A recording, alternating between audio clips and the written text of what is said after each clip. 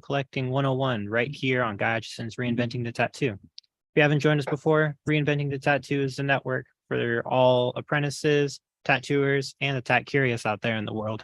So be sure to share it out with the world if you think that you enjoy the content we make here and you want to learn more about tattooing.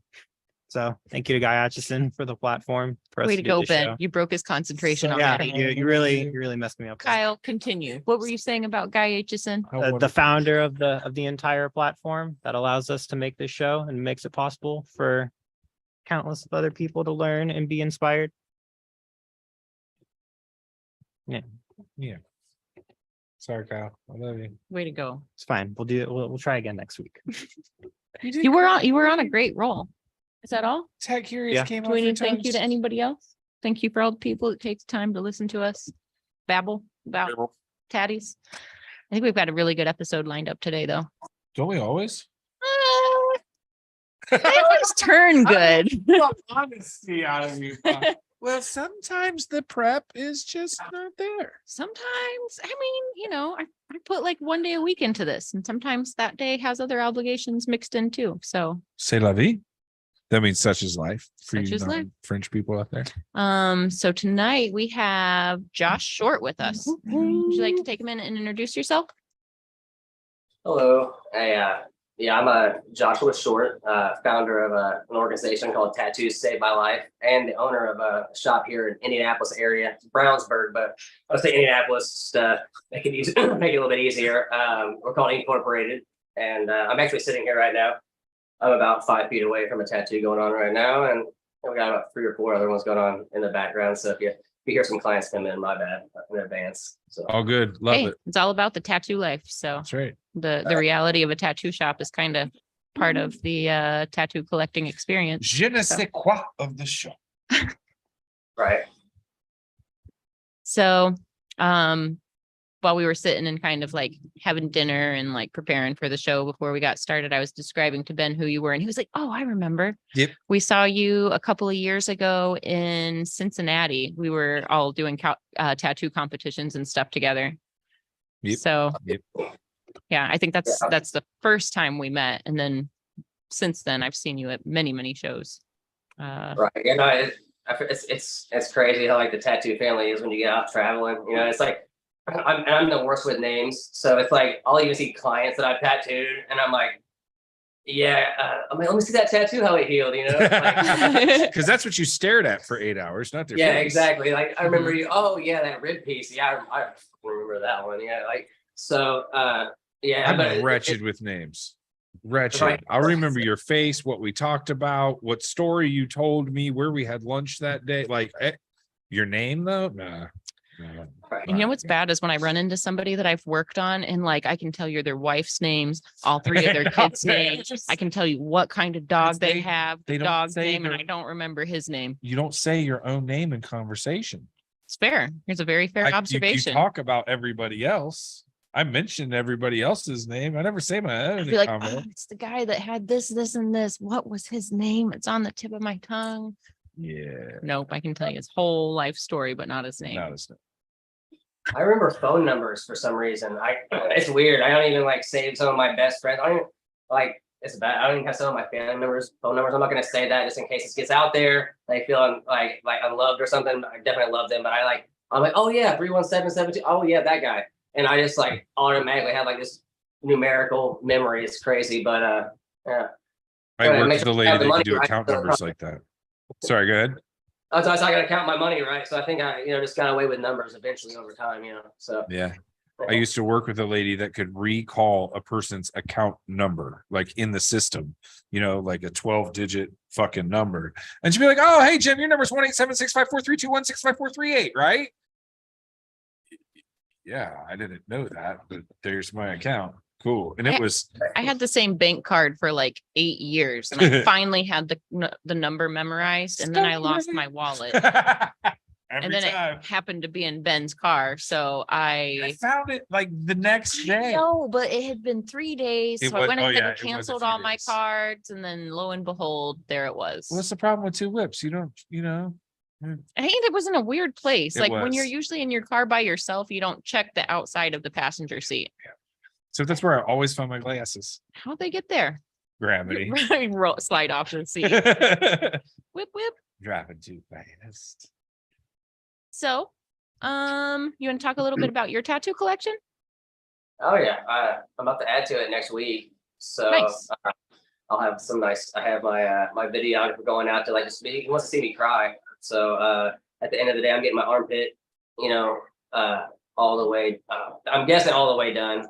It's from a guy you probably know, Nick Baxter. He's an amazing artist. He's been doing my entire back, and he's been doing my ribs, my leg now. So I pretty much got half my body done by a guy here in Indy. His name's Nick McNulty. Excuse me. The guy, I love the Indiana weather. But he's been amazing. He was a neo-traditional artist at first, like really new school. And I feel like he's been going a lot more traditional with the style lately, and absolutely love it. But I pretty much got my entire front half, so I guess I want to start stripping at this point. I feel like it's like, and when I talk about it, it's hard to just be like, so I got this dope ass tattoo, it's under there, but don't worry about it, So Nick did all like my front side, McNulty that is, and I mean that's all drawn on with Sharpie markers. I started getting tattooed by him in maybe 2010 range, 2009, 2010, and got all the spots I wanted to get done. Had him do it like up my neck, up both sides. So obviously we got the owl with the hourglass. Be smart with the time you got left. The nice little metaphors we use to give ourselves justification to get tattoos. And at the end of the day, I'm all about it. So I try to think of. I was really I see it in a lot of my clients and I love it, but I was totally that way at first getting my tattoos. I'm like, now it's not so much the importance of what it is, it's more like the artwork, but I still kind of add a little bit of metaphorical flavor in there, so I get to my back, which, I feel like, a constant struggle we have as humans is, the fight between thinking with logic and acting on logic or emotion, a lot of times we use emotion to kind of, dictate our thought process or our reactions to things. And, especially with me. So I felt it was a big struggle. I'm like, all right, well, I'm going to have a heart shooting a laser beam through a fucking brain. That'd be dope. Find a cool way to do. How can I make, something. And I'm like, and I finally got a hold of Nick Baxter. This has been I've been trying to get tattooed by this guy since 2009. Or something like that. I went to this Midwest tattoo conference, and it was in Chicago. And I swear, man, I watched his seminar on the holistic approach, and he does he still does it, but in a whole new way now. But and I went and talked to him. I'm like, hey, I'm gonna go talk to you about. I'm gonna be like, hey, I'm saving my back for you. And he's like, just shoot me an email, bro. And I shot him an email. I didn't hear back, but it's okay. It's okay. I trust me. Of all people, I understand. That's my life story. I miss 95% of my emails. So COVID came around, things slowed down a little bit, traveling, and I'm just the shop got closed down for about 2 months, and I'm like, hey, I guess it's a good time to start working on my back. And they just started opening things back up, and I guess in Texas they had just opened up, and I'm like, hey, you know how to do this back piece, man? Shot on my idea, and then next thing you know, every month I'm going in, and I don't know if you can go ahead and kind of pull it out, but yeah, we started on. We probably got 10 to 12 sessions. I mean, it goes all the way down, without getting too graphic, Butt crack's over. You'll be all right. What's that? We won't Butt get crack never canceled hurt for a butt anybody. crack. You'll be all right. Oh right, yeah. I got banned off. I don't do the TikTok thing, but I got damn near banned off that thing for having my butt crack show. And I'm sitting here I go, have you seen TikTok? All right, okay, my bad. We aren't rated. You're fine. But, I swear, right? Well, the next thing I went to go do is I had him add to the back, so he did my whole side. I have a collection of all the Gucci, Donald, Disney stuff. So I was like, all right, well, I guess I got the wallet on me. I always carry the same thing. I got the Disney wallet. I'm like, bro, I love your mashups, and I love this bio-organic stuff that we're already got going on. I'm like, let's throw one of those. Are you down to throw a Gucci Donald in there and say less? You know what I mean? We're in there, so we added that, and that's for more the Gucci shirts or whatever. But again, that's just collector shit. Little reasons to vary, from the normal day to day buying organic. But I'm like, I got my armpit left to do, obviously, and that's like the one of the last pieces to my puzzle. So I am not. Do you have your other armpit done? Oh no. Don't be That- afraid of them. You've So that already was been my- tattooed in more painful places. I'm not afraid. All right. Like, I so am- like this It's little not- spot right here, It's not the right this word. little It's spot, not- this little meaty morsel right at the front, It's the the willingness. to inside of the fix- armpit isn't worse than that. Oh yeah. Yeah, So- that's worse than inside the armpit. And the I'm part saying- that really sucks is like this big around. I'm the same. Other than that, it's just like the rest of the I got ribs. 2 big blank open pitties and don't want to go ahead to your biz, bro. We're good. All right. Hey, actually, I'd love to get you back in the schedule, bro. Could I shoot you a text here in like an hour or something like that? I can probably get you in like in a later evening, sometime about next week or the week after. 'Cause I know, I had scheduled a slot away. I still have it on here, but I think it's like a Wednesday where I had a cancellation, and I was gonna shoot you a text already and tell you about that. So We're going on Wednesday? Yeah. Wednesday night? yeah, I think that's it. I'm gonna double check when I get off my podcast here, and then yeah, man. No, you're good, bro. 100. That's what I'm here for, man. So, but I'll shoot you a text within the hour, maybe hour and a half, and just confirm it next Wednesday. But I'm pretty sure that's the day I had set aside. So, all right, bro. Take it easy. The life of the street shop. Yep, doesn't Gosh. stop, huh? Never stops. Never stops. Good. That's That's a a great good- problem to have. Good representation of what it's like to sit in the shop sometimes. So like, Yeah, I was gonna do it at home, and I was like, man, I got a lot of dogs. I have French bulldogs, and Nice. and it would either be, maybe talking a little business here and there, or it'd be like, or like trying to jump on me or something like that. So I'm like, all right, we're going to the shop. when we first started, we filmed out of Jordan's house and we just called them the producers.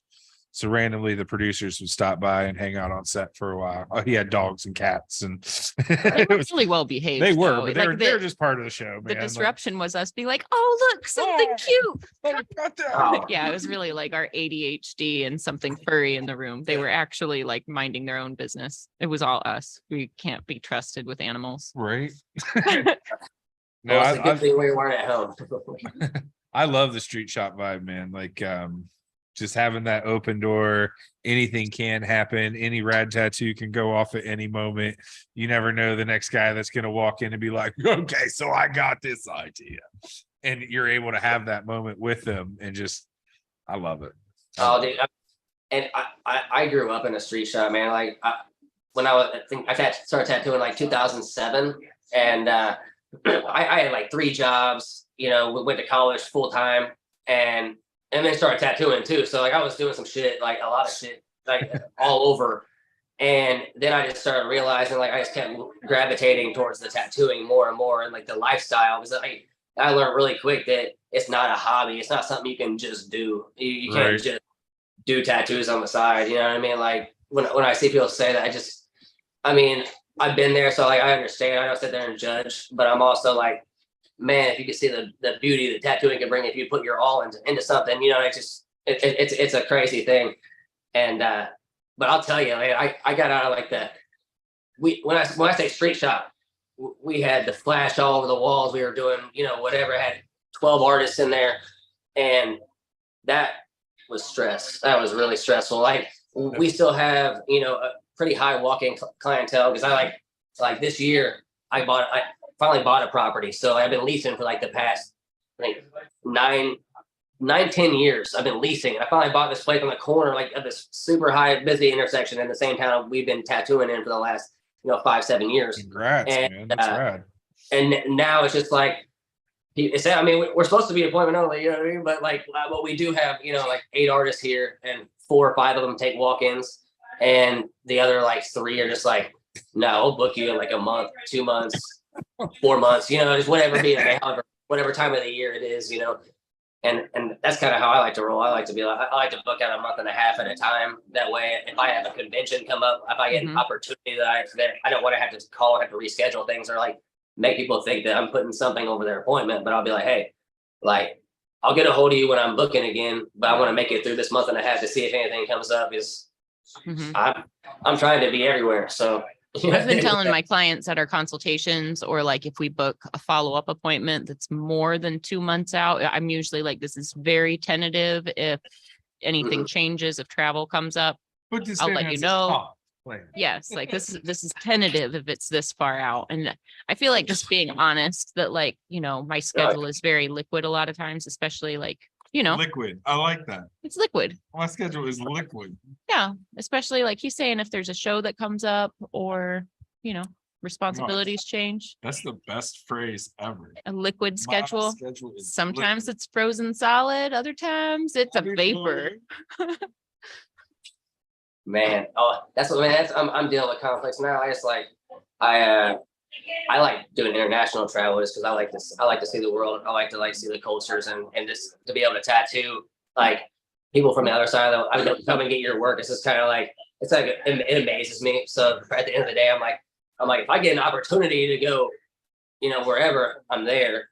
And I just had the biggest conflict of interest come up, and I'm like, cause I love doing the Indie Tattoo Expo. It's like one of my, it's obviously my hometown show, and Chris is a great guy, and he runs a really great show. But then I just get a message like, to the last 4 years, I think they haven't been doing this one in Sweden, and they're like, it's the same weekend. I'm just like, oh my gosh, and then I'm just kind of like, I already paid for the booth in Indy, so it's like now I got to sit there and do I want the art? I don't know. It's like things like that So come up. And I feel like your hometown show that you have the opportunity to go to every year. And I love Chris. We're bad friends. We're good friends. Bad friends. We're bad friends. We're good friends. Chris has joined us on the show so many times. I'm We sure love he'd yell at me Chris. for saying this, but like, bro, Sweden doesn't pop up every year.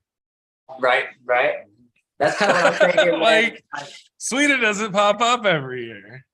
Like, Yeah, I love dude. Chris, but man, I got friends out there too, man. I feel like when you go out there and you make friends, like in a lot of places are different than America. Like it seems like when you make friends in certain areas, it's almost like a lifelong friendship. Not so much. I mean, you could talk to them 5 years later. It's like it's like it was yesterday, Yep. Mhm. So Yep. and I feel like they just treat people. I wouldn't say necessarily better because I'm not gonna like put that word out there like that, but I feel like they treat people different, and Different I like mindset. it. So I'm like, I love the mindset going to Sweden or anything like that. I just got the same day I got accepted to the Rome Expo, so I'm doing that for sure. Like I'm trying to do Rome. I've been trying to do it. I got Rotterdam next month. That's gonna be crazy. I mean, because I do Amsterdam every time it comes around. It's one of my favorite expos, and Rotterdam's about like 45 minutes down the subway. So Nice. yeah, I'm like $600 round trip. You get that passport, you can start doing some things. It's really not that expensive to go fly out overseas. And I feel like a lot of people kind of view it as like, I'm like, hey, it's like flying to California to me. Like, I don't like, just give me an excuse to use this passport. I'm trying to get them stamps. So He's I'm gonna have to getting get a them passport. stamps. I'll have to get a passport. It's on my list. I got to get on the ball and get mine as well. The time's come. Amsterdam's the one, man. It's like the epitome of an adult move. Right. Like once you get your passport, you're like You're locked documented. Oh, you're documented. in. Oh, Kyle. You're an international traveler. No, I haven't traveled Well, internationally. get on it then. I was going to go to Japan at like start of 2020, but that didn't happen. Then COVID happened. Yeah, Okay. What were you going to go to Japan for?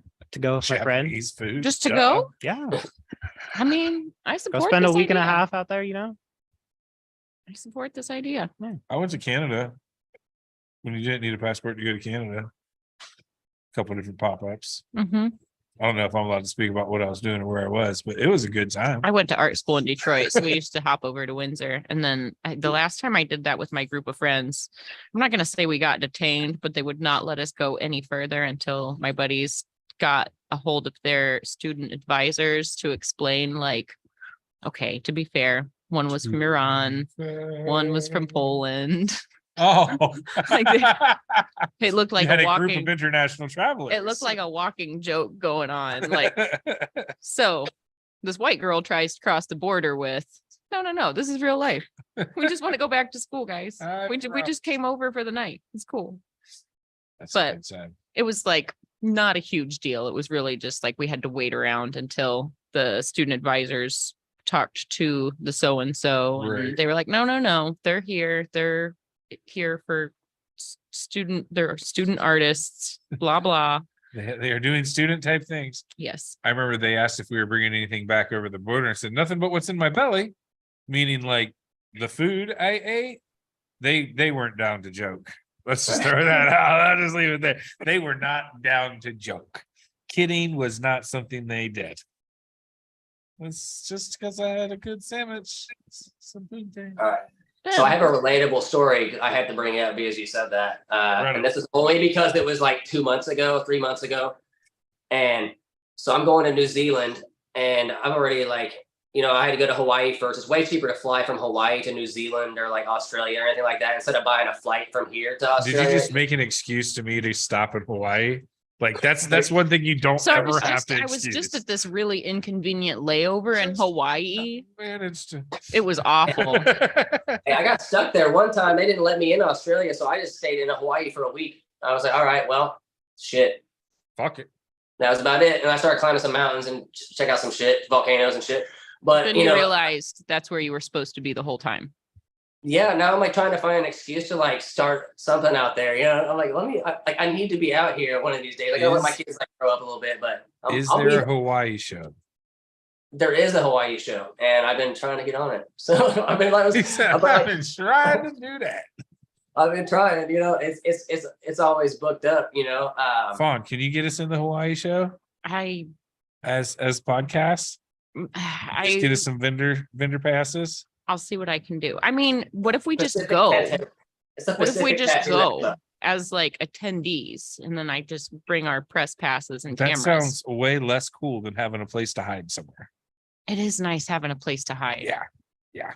Just being able to walk away from the crowd is my favorite part of being involved in it's conventions. A funny thing. It's like what? Like, oh, hi, everybody. I'm going to go over here and not deal with you. Remember when we went to Akron for the Rubber City Invitational? Yeah. And we were just going to set up a table in the corner. And booth. Yeah, Tony said we could have whatever we needed. He'd set us up with a table and somebody backed out at the very last minute, like kind of like basically no-showed the evening of. And we ended up with a double booth and we conducted all of our interviews and it actually worked out really rad. Yep. The other podcast got to launch from the other side as well. We were able to have like a media center. Yeah. I know, but that's so I'm the just thing. saying we could, if we just went, we could just get lucky and be like, oh, we happen to have the reinventing banner in our backpack. That's the convention that's like a couple hours from us, hometown homies type such. I don't think we're gonna have the same type of hometown homie hookup with the Hawaii crowd. I'm just throwing it out there. I don't have that many peeps in the Aloha state. I'll have to call Kyoki and be like, hey, can we tag along? That's all I'm asking for. If you could just like, there's an in, we taproot, we network. That's what we do. Yeah, I can network us into some Hawaiian connections. That's all. I can. Hawaii connects. We can make that happen. Give me a reason to rack some flyer miles. Hey, I feel like they interact really well in person. I feel like it's way harder to like get a hold of a tattoo studio or the expo when you're like, but you up there and talk to them in person, you make the effort. You already know. It's like they're like, all right, I let me hear what you're saying. I might not be able to get back to the 1,000 DMs I get or whatever the case may be, but right. You throw yourself out there. It's like a $400 round trip, I think is what it was. It was really, not cheap, but $400 round trip. I bought a flight to the New Orleans show because I was like stuck in Hawaii, worst place to be, right? 7 days. And I'm like, all right, I'm going to go ahead and I posted a thing. I'm like, hey, I can do this New Orleans show. If any of my clients want to get tattooed for at least a full day, which will make it worth my time, I'm out. And a client hit me up within about 10 minutes. I got lucky, it was like just social media.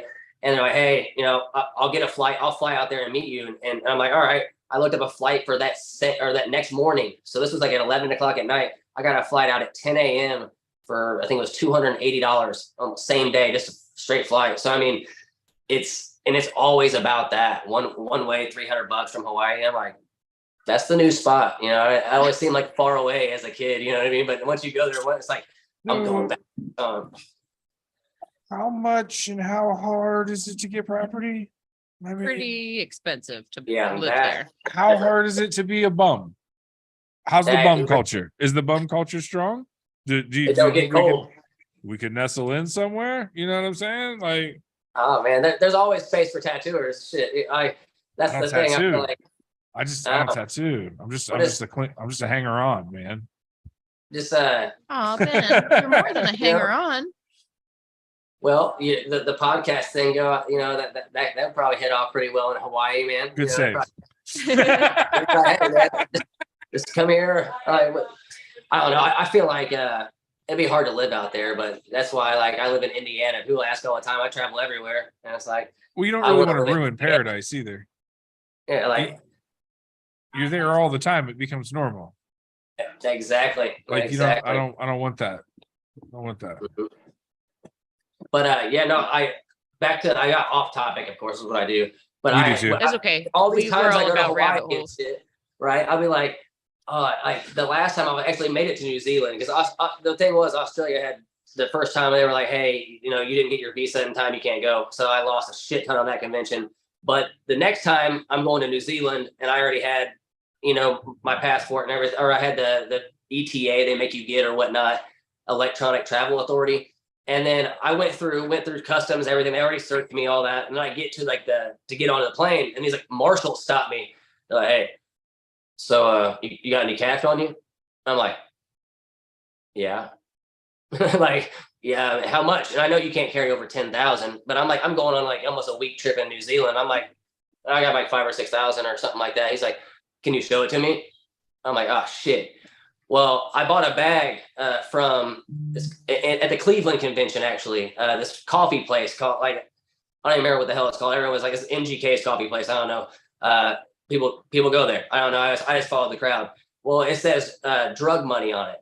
So I fucking have to get into my pocket, pull out not my pocket, it was in my bag, and pull out this bag that has this $100 bills in it and show it to me. It just says drug money on there. I'm like, dude, I swear that's a coffee joke. Like it's from a coffee company. And he just looked at me. He's like, looked back down, and he let me go, obviously. I mean, but I'm sitting here like, he didn't find the humor in that either, man. He was not there to joke. I was like, dude, this is fucking hilarious. Like, I go, this is funny, right?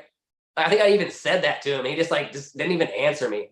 Just hands me my money back. Like, have a good flight. I mean, I will, because I've got drugs when I get where I'm going. Oh man. I Now the weed in New Zealand, right? No, I'm just kidding. I don't know what No, we're good. Yeah, right. New Zealand, they sell it on Facebook out there, bro.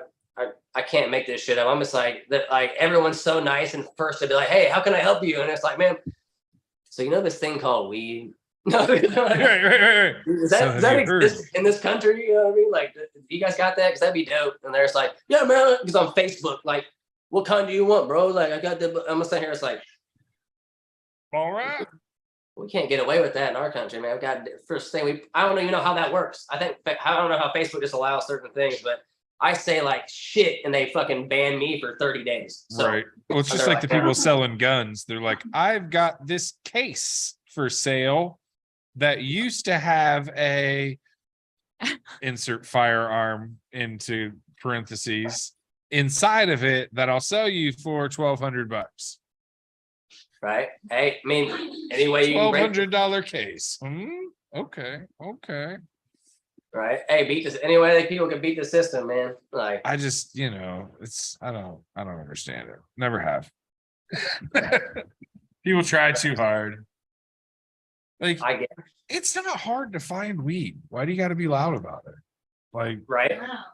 Never once at any point in my life has it been a struggle to find weed. Your sculpture deflated. I know it's cuter and cuter. It's time to go. Oh man.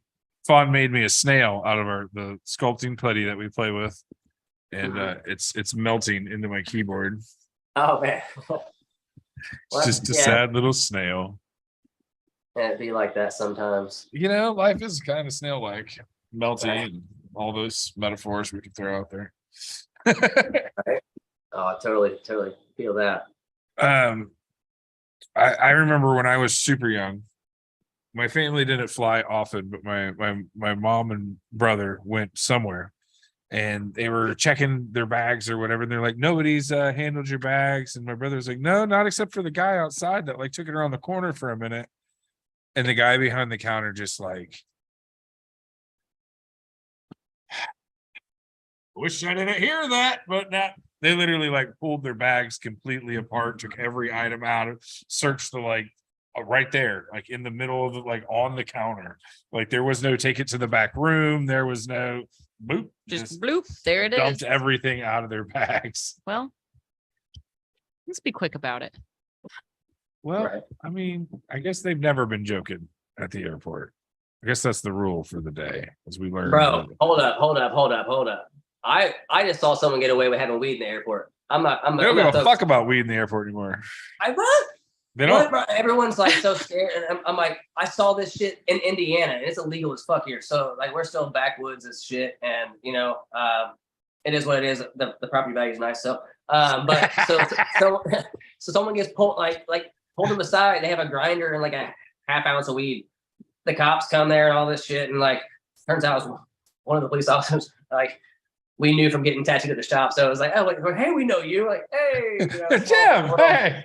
we're like, hey man, don't arrest this chick. But the thing is, they had already let her go, so she's like walking to catch her flight, and like the police are like, hey, you just gonna let her go? He's like, well, man, like they don't prosecute in Indianapolis, man. Like they're not gonna take this case. So like, just let her go and take it away. You know what I mean? Yep.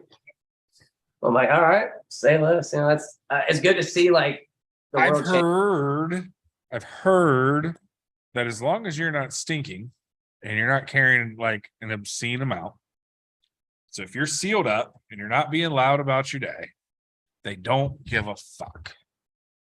I've flown with pens, I've flown with things like that, but never flour. But I've had several, how do I say this? People that I know travel frequently be like, the fuck, you just don't put that in your carry-on for? I know people who do. I won't get into any of all of that, but I know The some idea people- is to keep it real loose, just so we're on the same page. Real loose. Same. The kind of only rules of the show are if we're going to speak ill of anyone, you leave their name out of it. And if we talk about toilet humor, we frown upon it. Oh yeah, We don't talk shit and we don't talk about shit. Yeah, that's right. pretty Yeah, easy. That's like the rules. good of life. rules. that's good So- rules. Pretty easy. Pretty easy. But So I go I ahead. wherever you were sitting before, I was getting distracted by the sunset behind you. It was getting all pretty behind it- you. now I was it's trying that not to nice stare guy. at it. Do you want to talk about tattoos to save my life? Just- Yeah, no, I'm definitely down. I'm wearing a shirt, so I think that was the tattooing one, and we kind of made some of these for like the tattooers that were getting involved because ultimately, we've been doing like suicide awareness fundraisers for years here at the shop, and I've always tried to think of a way I could kind of give back. And as I get older, you just kind of think of like your purpose, as far as like tattooing goes. I can only tattoo for so long. I'm 32. So I think I got some years left, but at the end of the day, like, I want to be able to like do more than tattoos, and, I was in college for psychology, all that stuff. So I always wanted to kind of make a difference somehow. And, like the more I tattoo people and hear like the stories about, why they're getting their tattoos, the more it kind of pushed me to be like, hey, you know what?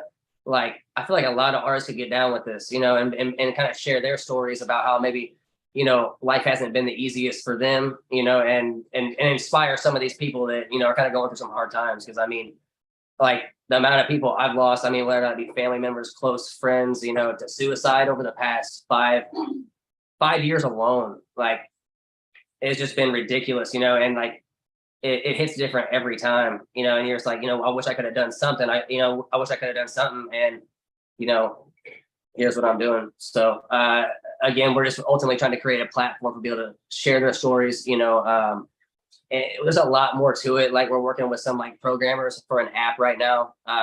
Again, I'm not going to go spill the beans yet because I talk about what I'm doing, not what I plan on, because at the end of the day, some things, might change, but right now we do have a collective of probably like 30, 40 artists that we've talked to all over the world, multiple countries, that are behind this cause, and even a few of them have started making t-shirt designs, man. Cause what was the whole goal was, I'm like, hey, we're a nonprofit organization. So everything we make, we're putting it right back into it. We're either going to donate 10% of, the profits to the Suicide Awareness Foundation, or,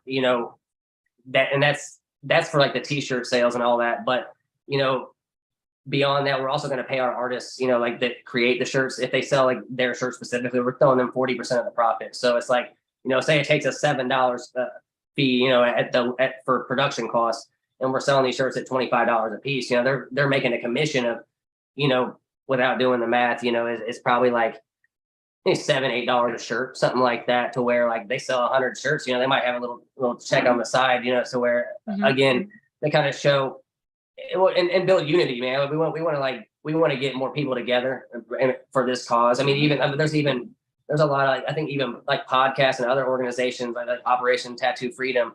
And I know Robbie Ripple and his like Rad movement and things like that are like aligning with the same like goals that we have. But like also I'm trying to focus specifically on, you know, taking the platform of tattooing and, you know, seeing what I can do to, you know, to help others. But I mean, even us as tattooers, because I feel like a lot of times we're viewed as like more of an object than a person, you know. And again, I won't get into like the sappy, like, because I'm not one of those like new school fucking, like, I don't like to view myself as that new school crybaby tattooer. But at the end of the day, like, you know, I also feel like, you know, people do have feelings, you know what I mean, and we do get stressed out. And, you know, sometimes we do shut down. I mean, like I got 3,700 missed text messages right now. I'm trying to get back to it. And I'm just like, sometimes I go home and I'm just like, I cannot, you know, sorry, I don't know if that pulled me out there. I cannot like even deal with it. Not that I'm like, not even on a level of like depression, but I'm just stressed out for my day. I tattooed 10 hours today. I can't sit there and get into 15 conversations. Yeah. And then you're already like mentally drained. Exactly. I mean, it takes a lot. I mean, you know, to be able to put like our all into an art piece every day, you know what I mean? And to do it consistently every day, it's like, that's why you think there's so many mental health problems in the tattoo industry, you know what I mean? And that's why I'm hitting it. That's why I want to hit that angle, because I talk to people, a lot of people, I travel a lot, and like, and I feel like we're all like, I mean, not everybody, but I would say a good 80% of the people I talk to are like on that same page. Like, you know what? Dude, tattooing saved my life too, man. And I'm like, fucking right on. You know, that's the fucking name. You know, I think I was talking with like Cody Gower. And I was like, you know, like right after divorce status, you know, I'm like trying to figure out like, dang, what am I going to do? Like not having my kids here every night, you know, I'm just in a spot where I need to talk to somebody, you know, and he helped me bring me to perspective. Like, hey, he's like, dude, you got tattooing, man. He's like, well, where were you at before? You know, like, what is, you know what I mean? Like, you know, I'm sitting here like, you know what, shit, like everything remarkable other than creating my kids, of course. Obviously, that's like the top thing in my priority list. But you know, anything I've done as far as like I can be proud of, and you know, in this life, for the most part, you know, it's pretty much came from tattooing. You know, it's allowed me to see the things I want to see, to meet the people that I never knew I would have had a chance to meet. You know, and just kind of like live this crazy lifestyle that, like, you know, I mean, it's almost like unreal sometimes. You know, you go and you're just like, damn, like no movie could even recreate this sometimes. You know what I mean? So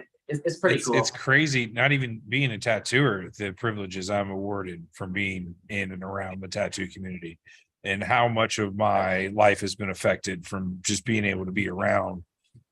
I'm not, you know what I mean? I've said it before. I'm not a tattooer, and I still base the majority of my schedule around.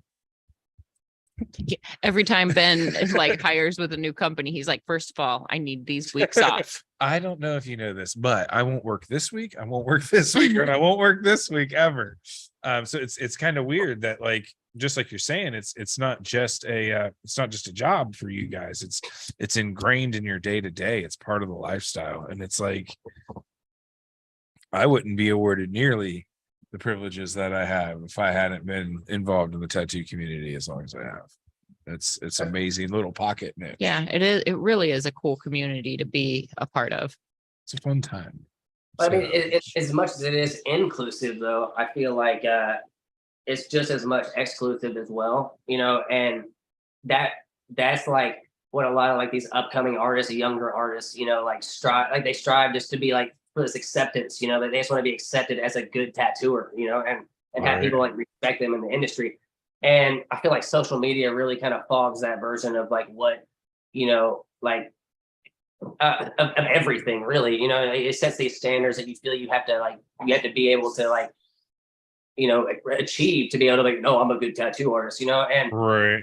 And that's a whole new stress that we're dealing with. Like, because it used to be like that hard grit, like, you're a fucking outlaw tattooer, fucking, whatever. And now it's like people are like, they're going to art school coming out, you don't got feelings and shit.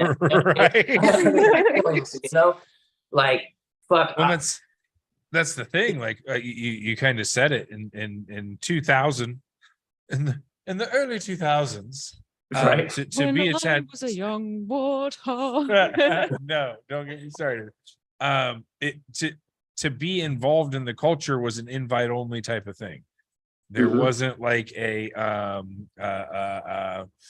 I said I wanted to do it, so I'm gonna do it type of right. It was very apprenticeship based still. You had to pay your dues to even be considered for an apprenticeship. By that I mean get a fucking bunch of tattoos at the place you're trying to get an apprenticeship at. And it was just a different vibe. Now people almost come out of the gate like, hey, this is my first tattoo. Look at my hyper realistic perfect portrait that I can do already. It's insane to me to watch some of these like.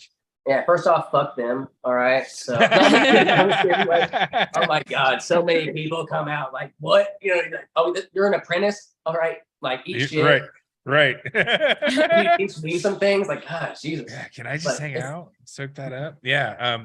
Right. It's insane to me to see the quality of what is being put out right now, but that just speaks volumes to the difference in equipment that's being used, the techniques that have advanced, the information that has been shared and spread around and involved into new products and things that make something that when you had a 7-round and 1-liner to do your Quality of needles, whole fucking project with, now you can use 32 different needle sets, and it's a whole nother, there's more tools to the trade. It's fair. So it's crazy to me to watch the quality progression, not just of tattoos, but equipment, what's being used to do that. It blows my fucking mind. Still. Yeah, it's I mean, even since I started tattooing, I believe in 08. I'm pretty sure it was 08.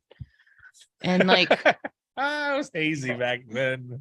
it might have been 07, but I'm pretty sure it was 08.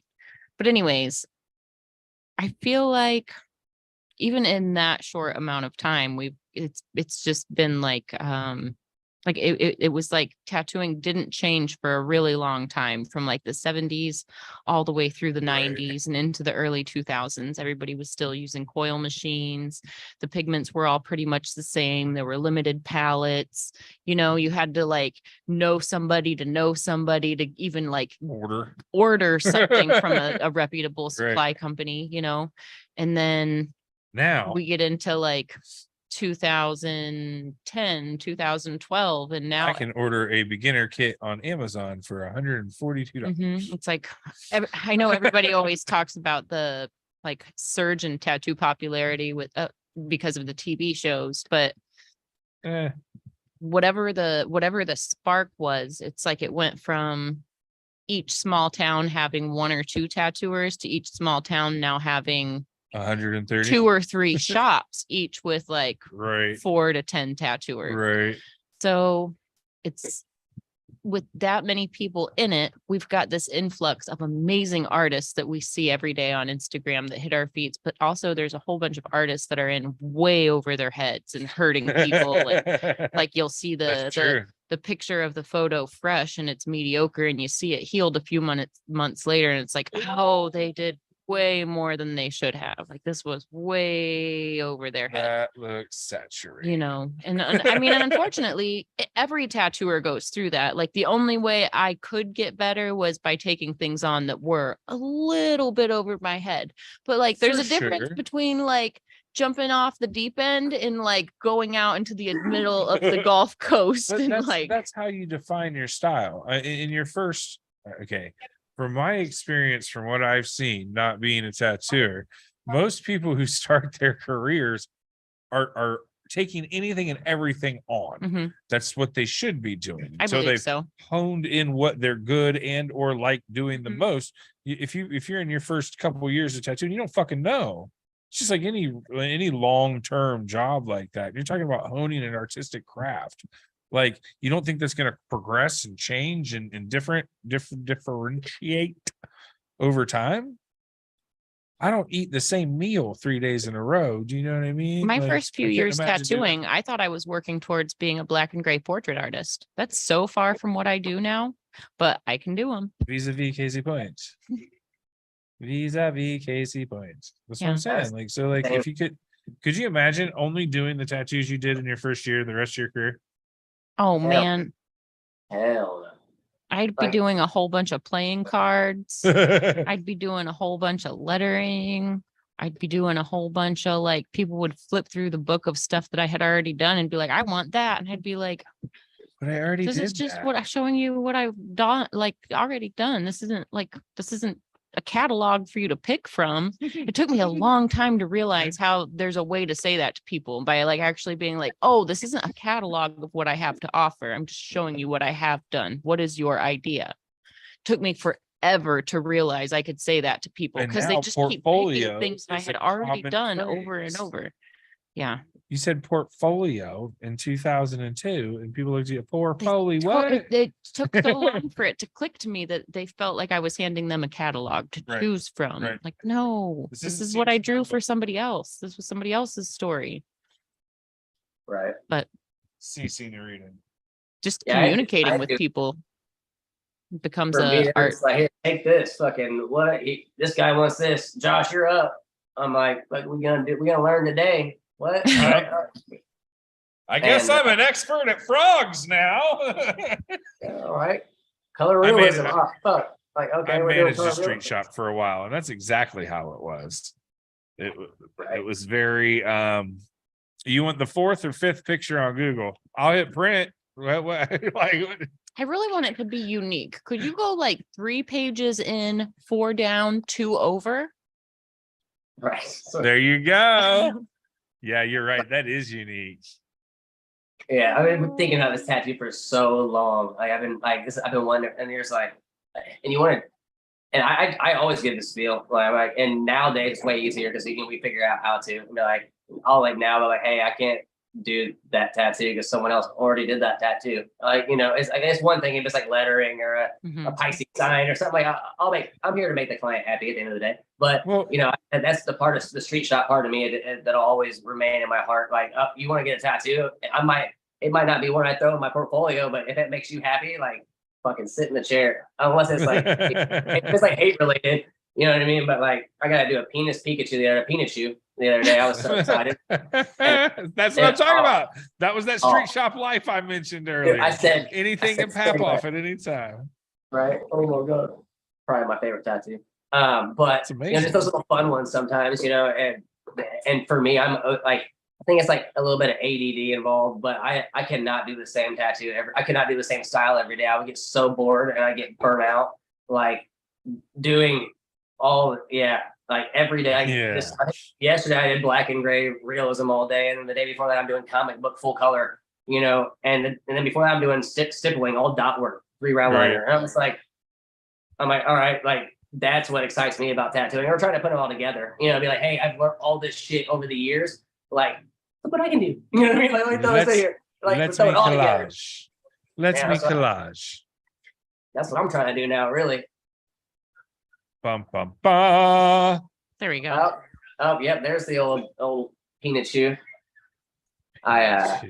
It's so yeah, cute. He even gave the balls feet. Oh, there was it was a flash stencil. So like all those veins are custom. The hair, like that's one of a kind hair right there. No other peanut shoe will ever have that same hair. Bro, One that of a is a kind. hefty size tattoo. That's not a trinket. That's a centerpiece. Do you want Oh, to see dude. something crazier? Boom. Nice. Oh, Look at that. that was a fun one. That we did that one in Amsterdam, and it was so cold. Like, yeah, that's all I gotta say. It was cold and Cold. it was so cold. We were like right by and it was a dope convention, one of the coolest buildings I've tattooed in. But like we were like right by where they opened these doors, and it was like a big, like almost like a greenhouse, all like glass walls and ceilings and shit. And like they opened it up, so like we had that breeze coming in. I'm like, yeah, hit his shirt off, like dude, I'm dying. But It's we made the worst to be cold. like Oh, cold like that while you're getting tattooed. Oh yeah. No, I already know. For me, like I said, I'm getting my armpit done this weekend, and I'm sitting here thinking like, I don't think I could be cold. Like when I get stuff like that, I start sweating. So like, to be honest, like I just Oh, can't be look at cold. the in the front. Frenchies. Oh yeah, that's what I do on the side. That's my side hustle. Wait, you sell I, Frenchies? I breed French bulldogs. I got 9 at home. I got 3 available. You know, just in case you want one. You know, so We have some. I'm obsessed. Like we really like. I have like 2 people I have hired for that company, and and so ultimately like they're spread between like 3 households, like amongst like the 9 or 11 that are owned right now. 'Cause I have 2 puppies and whatever, but it's man, it's fun going home. Let me tell you, I just like sometimes after a hard day, I just like put my sweatshirt on, roll up over, and just lay down and let them on. It's Puppy like, love does fix a lot of problems. oh, I swear, man. Let me tell you. But another Ooh, excuse. look at that pinky. Sorry. Oh, that was so. I started with that on him. I was like, hey, bro, I'm gonna color your entire pinky black. I'm just And gonna he's get like, it out of the way first. oh my gosh. Whew. It's beautiful. Yeah. Very nicely done. Thank you. Probably sound like a rock after that. Oh yeah, I wonder what it looks like now. It's a hand. So like having like, done 100 fucking, now I don't know how many hand tattoos I've done, but I feel like I'm looking forward to going through and re-hitting it and kind of doing it a little bit more. It was pretty swollen when we got done with it. I mean, his hand was like, it went from like a medium-sized glove to at least an XL. I anytime I do a hand, it's not often that I do a hand, but I almost always like it's gonna be 2 to 3 sessions just to really get everything saturated nicely. Cause like if you oversaturate, then you have like cracking skin and things like that. So there's like, it's one of those, My hand was done in one shot. Well, but you kind of skipped the knuckles. That's the hardest part, to get it to like be beautiful. Yeah, I got lettering on my Really? fingers. That's it. I'm cool on getting them touched up. They can look faded. I like the faded look. It says live once. You know what I mean? I don't say get tattooed fucking once. That's all. That's what that means too. One shot. One shot. Fuck that. My skinny ass fingers. And then like I had to like, I'm not gonna get into that one. I kind of got my one hand reworked a little bit. But this one I had like 2 or 3 sessions on, and same situation. I had to like go tattoo after I got my hand tattooed. So like just so y'all can see like what it's like, bioorganic. I think kind of like the Alex Gray inspired, but Nick McNulty drew this on and just and rocked it out. And when he went into the color sessions, we did all the outlines first and then came back for the color. And I wish I got that lucky, man. I'll tell you, like, I feel like every tattoo, I feel like I got to get it done in one session sometimes, because I feel like how I tattoo nowadays and how the expectations are like higher than they used to be. I'm all about getting sessions done, but I feel like nowadays I have a hard time with clients. Like sometimes they travel, or sometimes like, they're like, oh, I got the schedule. Or, I can't get you in for 2 months. And it's like, I feel like I got to like go from A to B, or A to Z, shall I say. But, this one, two shots, my hand was probably like, I mean, I came to work and literally got into extra large gloves to tattoo with. It was so bad. And I'm like, shit. I mean, I can't the tattoo lifestyle, I was like, I can't take a day off. Like what? Like, yeah. I just remember how just puffy my whole hand was. My knuckles were all like one, like mound. They weren't, right. There was no like articulation between the knuckles. It was just one. And like, you couldn't really tell where, like, if I made a loose fist, you couldn't really tell where it went from like hand to finger. Yep. Just big old sausage legs. Oh man. 3 passes. Once Adam gets back here, I'll probably have him go over it again. It's been a few years now. Yeah, I wouldn't mind getting another pass on my left hand. I'm really excited. We've got Adam joining us again at Red Tree. Me super excited. He goes by Scab Wizard on Instagram. The Scab Wizard. You know Adam France, right? Yeah, I did. I was gonna say like the last name, and I was like, hold on. And then when I say like the wrong name, and then seem like a dick. So I'm like, all right, like I think it's Adam France, but Yeah. I mean, like I follow you guys' page and all that. So I it's hard to keep up nowadays as much. You know what I mean? Because we're so like busy with life, but I feel like social media is so fucking important. I hate it. I hate to say that out loud, but it is. It's like, it's the difference of like, I mean, sometimes some of the connections you make like just aren't possible. Like, I mean, you can't be every place at one time. And just such a larger reach, so you're able to hit, you know, like last thing I want to be doing is going out.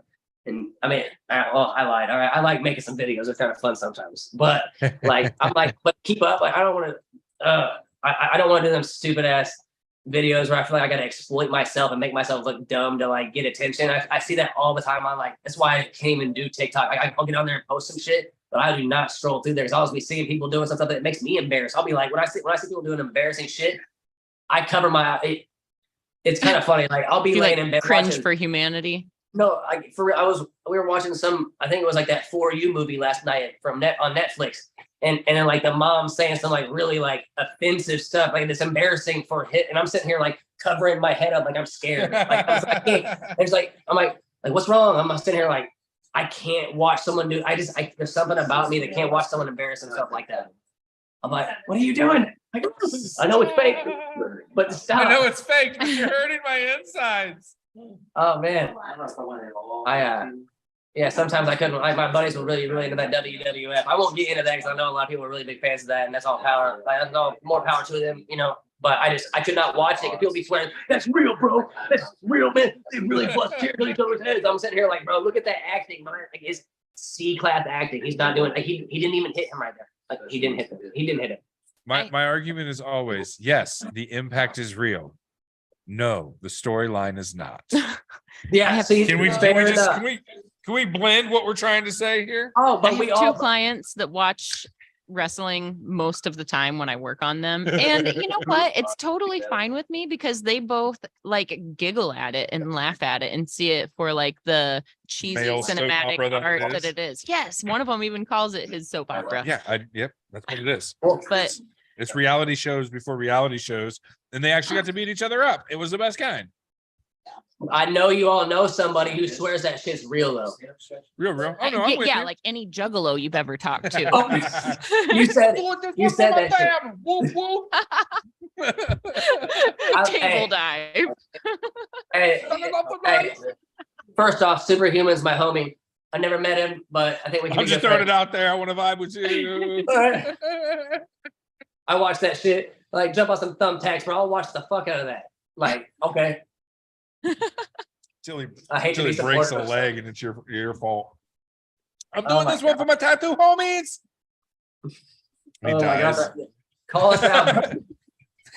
That we feel bad. Like, oops. Yeah, already. This one's for tattoos. Save my life. And then it's like, he's not getting up. Oh shit. Tattoos do not, in fact, save his life. Oh, yeah, I feel misunderstood. That's some real bad PR. I'm just throwing it out there. I know. Yeah. So I'm not gonna reach out to Superhuman after this conversation. Sure, I'm gonna mark him off the list of that's probably smart. Influencers we're trying to reach out to. So yes, it's probably smart. I mean, I'd set up some dumb stunts with him, but I don't know about fun. We always got to be better. I was trying so hard. Sorry, we have Sculpty Wars in the middle of all this. As this is the first time we've actually done this, but look at him. So one of the things, Josh, we talk about these magical, mythical snail tattoos that Ben's going to do one day when he becomes a professional tattooer. He'll only tattoo snails. I'm going to do one tattoo and one tattoo only. Snails. Hey, it's going to be the same tattoo. I'm just going to get really good at doing that one. It's going to start off as just like a black outline, and that outline's going to get like more like it'll go through an old school iteration, then a new school iteration, then super neo-trad, and it'll have like tattoos on its shell. And then it'll re-simplify to just a super bold outline and like 2 colors offset. Pink. And then it'll be like super hyper photorealistic. And then it'll be like neon black light. Yep. Vaughn already knows the progression. But it'll be the same exact snail 700 times. That's the goal. Make a flip book out of it. That's the goal. So Chris Ragoni then basically. I can't say it. Yeah. very dope artist who will throw 17 styles into something. I love it. I just got I know we're not name calling, but I had to throw that one out there because like that it's all love with that. I say he's a lot of his artists overseas too. I'll be sitting here like, you know what, like that's inspiration for me. Is like as an artist, you know, I just tattoo what I love to see. So you know, Right. yeah, there's shame in my game. Like I'll never go steal someone's tattoo, but you best believe I'm inspired as fuck by some of these I'm gonna guys. You know soak what I that mean? up. Right. My Love thing it. is I'll tell you too. right. Hey, thank you for inspiring me on this piece. Yeah, 100%. I am my most frequently asked question is how much is your deposit?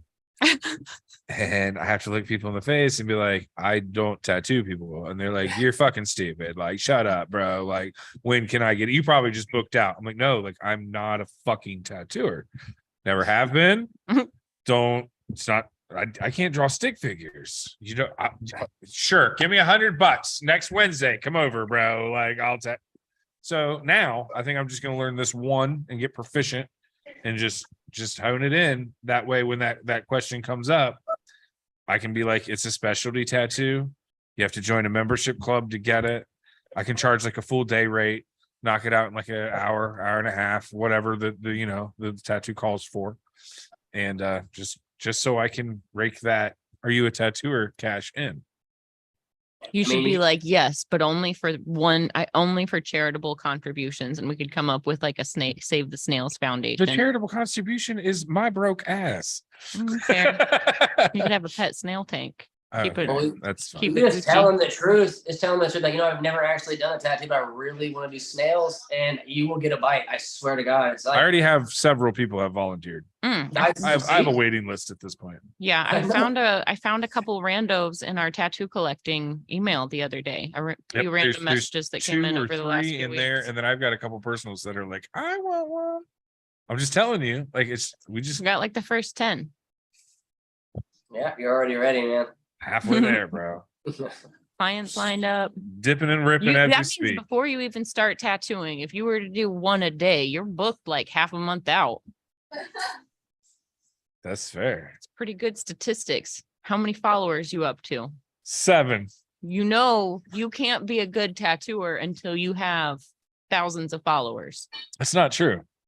It's not. If I build it, they will come.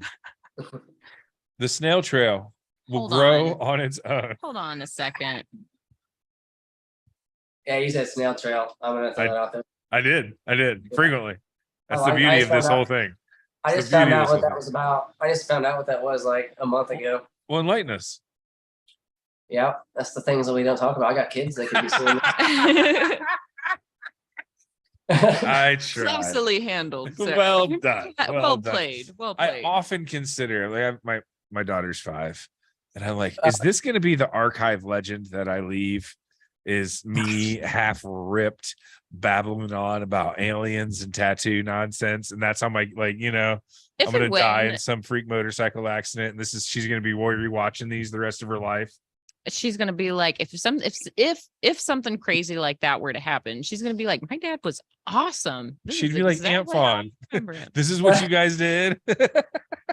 I'd be like, well, so when you're public speaking, it's a little bit. Sometimes there are things that are called social lubricants, and this is one of them. Right. It really does open me up and make me babble a little bit more. No shit. We've met. No, we don't sit at each other's houses with no TV, no music, no radio, and stare at each other deeply into our eyes and talk for hours ever. That never happens. Just like every third day. I mean, not wrong. So it's real homies when there's no entertainment plan. You know what I mean? Right. Like when someone's just like, "What are you doing?" Nothing. Okay, I'm on my way over. That's the plan. Right? I'm on my way over is the plan. I'll get a random text or call and it'll be like, happen after that. Food? And I'll be like, on my way. And then I'll be like halfway out the door. Like, do I need real pants or sweatpants? Okay. It's always sweatpants. And that's what it's really about. Like, that's what the tattoo culture is about. That's what the lifestyle is about. Building that What up, homie? No, I really feel like we have a lot of silliness on here, but I really feel like if we were to fast forward and rewatch these episodes as if they were like journals, it's gonna be kind of cool. You know what? And to Like, sit and share some of these same conversations with your kid as she gets older. That's gonna be kind of no, cool. I don't want to rewalk my kid through like the last couple years of my train wreck. To have it all like on fucking film's kind of scary. But it's not really on film. It's vague, Those talks, but it's still were off there. camera. It's still there. Like, talks were off oh, you camera. know why I was pissed off on this episode? Had nothing to do with the episode. Let me tell you about your mom. No, I'm kidding. I love her. It's not like that. I know.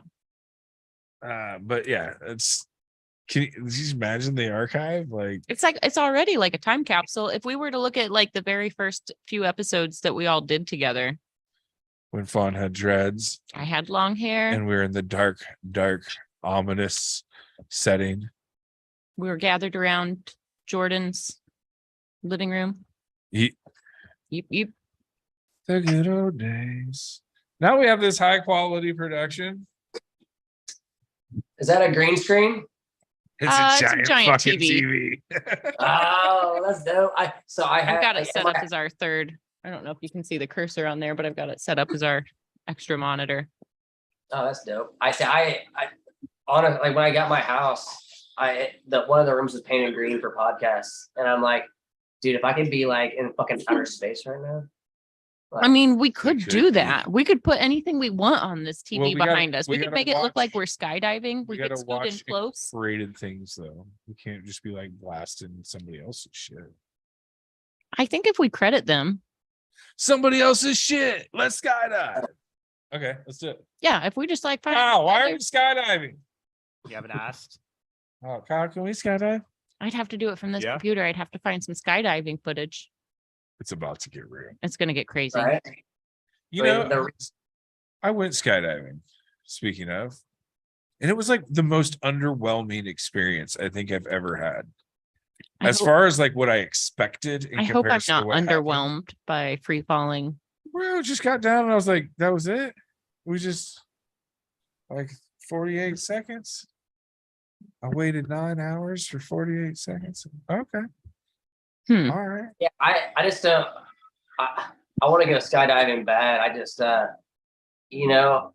something about being the little spoon on. I don't know, like who's So going to here's be. the gig. You're offset. You don't realize that when you see all the videos. So his You're nuts could be in offset. my face. It's not your head, it's like mid back.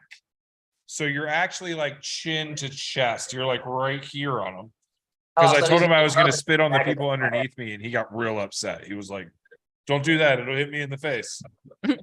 Oh shit! Yeah, I haven't looked into it enough. So I was like, that was one on the bucket list. And then someone's like, "Hey, you got to go with somebody." I'm like, "Man, I don't see that in the movies." I feel and I'm like- Well, you can static line, which is way less fun because there's no free fall. So there's things that you can do to jump without an instructor. Absolutely. So static line is they clip a clip to a line that pulls your chute as you jump out. So there's no free fall. You're instantly into a parachute. Well, since you're already in the fucking parachute, you don't need to be strapped to somebody. You just float down to the ground. But like your first couple jumps, I think you do have to strap up with somebody. I feel like if I was jumping tandem with somebody, I'd have to have this talk with them. I'd have to like look them into their eyeballs, into their soul, and be like, "How are you today? Dude, Do you love life?" my guy was the guy Do that you have jumped something to on the live plane for? last, cut through the fucking cockpit. He's like, "You get airship, bro!" Click, click. Like he didn't. I got zero You got, like, instructions. Sky Surfer. I got zero instructions. I got zero. Like this is how you do it. Everybody else had their instructor off to the side before you got on the plane. No, my dude literally jumped through the back and was Your like, guys, "All right." your guy's like, "I'm trying to get 3 more jumps in today. Let's go." He's like, he literally asked me if I get sick. And I'm like, no, like that's not really a gig. He's like, cool. I'll give you instructions right before we jump. Okay. And then So you just jump. literally everybody else gets off the plane. He gets back from the cockpit and links into me. He's like, okay, it's our turn. Let's go. Put your feet back. And like, when I say tuck, fucking tuck, bro. 1, 2, 3. And we jumped out of that was my instructions. I mean, I feel like I Okay. might like instructions like that better. Like, you know how simple and sweet is the best way to do it? Like, don't Yeah. overcomplicate Yeah. it. Let it be intuitive. But when I tell you to tuck, Well, Better tuck. we did this like back thing, and then like he spun, and then like he was like, open your arms, and we pulled our shit. So like we did like crazy is stuff that where what his everybody voice else just really kind of sounded like? yes. But then like even still, it was like 4 seconds of like loop, loop, okay, here we are, poof. All right, now we're just up high looking at stuff. It was very, very, I don't want to say underwhelming. It's not the right, like it was cool. I wouldn't say I wouldn't go again, but like the expectation that I had in my head of like, what an adrenaline rush, life is fucking great. No, it wasn't there. Okay. Okay. It just wasn't there. I see. I've had things like, I don't know. I was afraid the Grand Canyon was going to be like that. Yeah. I thought it was going to be underwhelming. I was wrong. But we have digressed. What were we talking about? I would love to get back to talking about tattooing saved my life. I think that's an important topic. And something we haven't touched on at all yet that I think is kind of relevant is like the transformative power of not only tattooing, but collecting tattoos. The way that like, once we go through some of these experiences, it kind of like makes us stronger and kind of changes who we are. Have you had any of those experiences with your collection? I like, to be honest, like, I'm not like one for like those overplayed tattoos that you see everyone getting, but like, I'll be real, one of them kind of hit hard lately. I see all the time, and I fucking love it. It's like, I know you've seen it, that Let Them. I mean, you might even had a few people come in there and get that tattoo or whatever. You know what I mean? Probably went viral on social media or whatever the case be it may. But I feel like I see that and I'm like, and it resonates, because at the end of the day, like I don't know.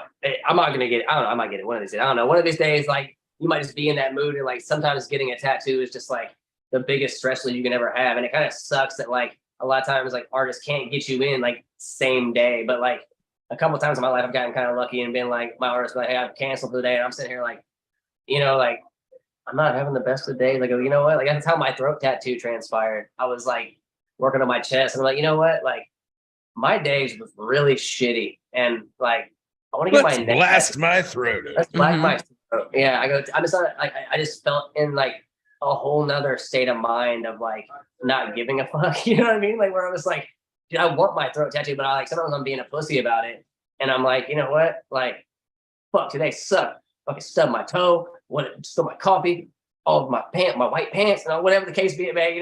Or like it could be a lot worse. I'm not gonna like get personal, but it's like, you already whatever bad mentioned day- coffee and white pants. It- So That's was what I'm saying. already personal. I wear a lot of white, so it's a thing. So It's a thing. yeah, like traffic. It could be. I live a quarter mile from the shop. I'd be my quarter mile away. I could someone just run my. You know what I mean? And it's like it's like therapeutic almost to be able to get tattooed and things like that. Like the Let Them resonate a lot. Is like, again, a lot of times, especially when you deal with a lot of people and things like that. Like, or you had I've owned a shop for I don't know, like 2009. So some years, I don't even count anymore. I don't like to count, but it's like, it's hard, like, because 9 times out of 10, if you have someone leave your shop or you fire them or they leave because they don't feel like they're making enough money or whatever like that, they don't got like the greatest of things to say, even if they're in the wrong, like the whole time, like I was stealing money from my boss. I'm not gonna it's not gonna say that. Like, why are you not working there no more? Oh, stealing money. It's always like blah, blah, blah, blah, blah. There's been so many like renditions that I've heard of like things over the years. So we're like nowadays, I just flick that shit off my shoulder. I'm just like, and when I see that Let Them tattoo, I'm like, there was a time I couldn't, you know what I mean? There was a time I could not let that shit slide off my shoulders. I'm like, I had to respond to everything, and I almost said I'm perfect about it. Sometimes if something's deep enough, you might get my response, but a lot of times, like some things just aren't, you don't got to respond to everything. And so like that little simple tattoo has a meaning for me. I'm like, man, I might get that next basic tattoo that people talk about. Fuck it. You know what I mean? Like at the end of the day, like who cares? It's for me. The tattoo's for me. It's not for anybody else at the end of the day. But, like again, like I was mentioning, my back piece, you know, that has a great meaning in my life, just based on on experiences that I've had. And I felt like, you know, like even like losing my dad and shit, you know, you lose a family member, that just changes your whole life perspective on everything. And like going through that, like I started getting tattooed again. Like I hadn't even been getting tattooed for a while, you know what I mean? And that shit, and I'm just like, you know what, I gotta get, like my dad had a panther, I gotta get a panther from my really, like, I had a really good artist working for me at the time. His name's Davey Art on Instagram. He did a dope ass you know, Black Panther on the side of my right below my butt or whatnot. I don't know, side hip or whatever. Mhm.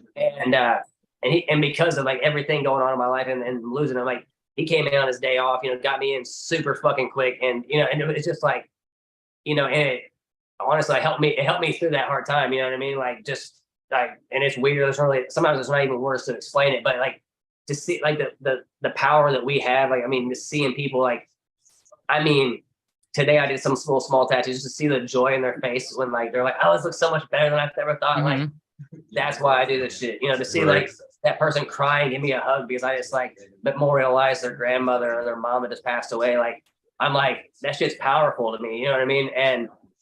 And sometimes like sometimes you need that too. You know what I mean? So it's like I fully get it on both ends of the spectrum. I'm like, that's why. Again, that's why I'm going to get don't get me wrong, I would not get my armpit tattooed if I wasn't running out of spaces. I got like my butt cheeks and my armpits left. So like, I'm running into some weird shit. And my butthole, I don't know if I need to stop at the inside of the butt crack or if I don't know how to do that. It's your body. You're the expert on you, bud.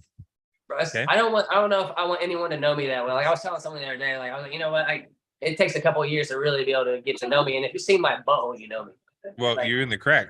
You see the hole, just so we're on like the same page. Like if you see how my sphincter contracts when I squeeze my stomach muscles, you fucking know me, bro. Like, and it's gonna happen.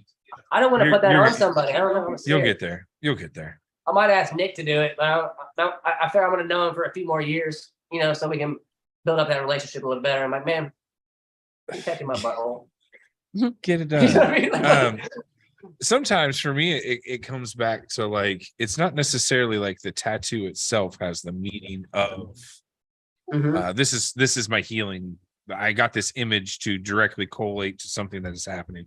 It's more of like, for me, during this time frame of while I was getting this set of tattoos, I'm reminded of the struggle, or I'm reminded of the triumph, or I'm reminded of even at rock bottom, I still was able to sit down and have this time for me and be able to take care of myself to improve myself in the way that I wanted to, and still had the fortuitiveness and stick-to-itiveness to have this collection that is mine now.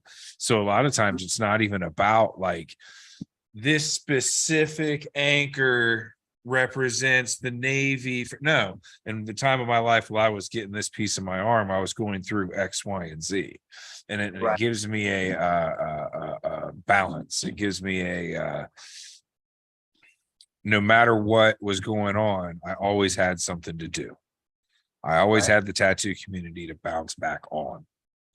You're always able to book an appointment. You're always able to go to the cookout.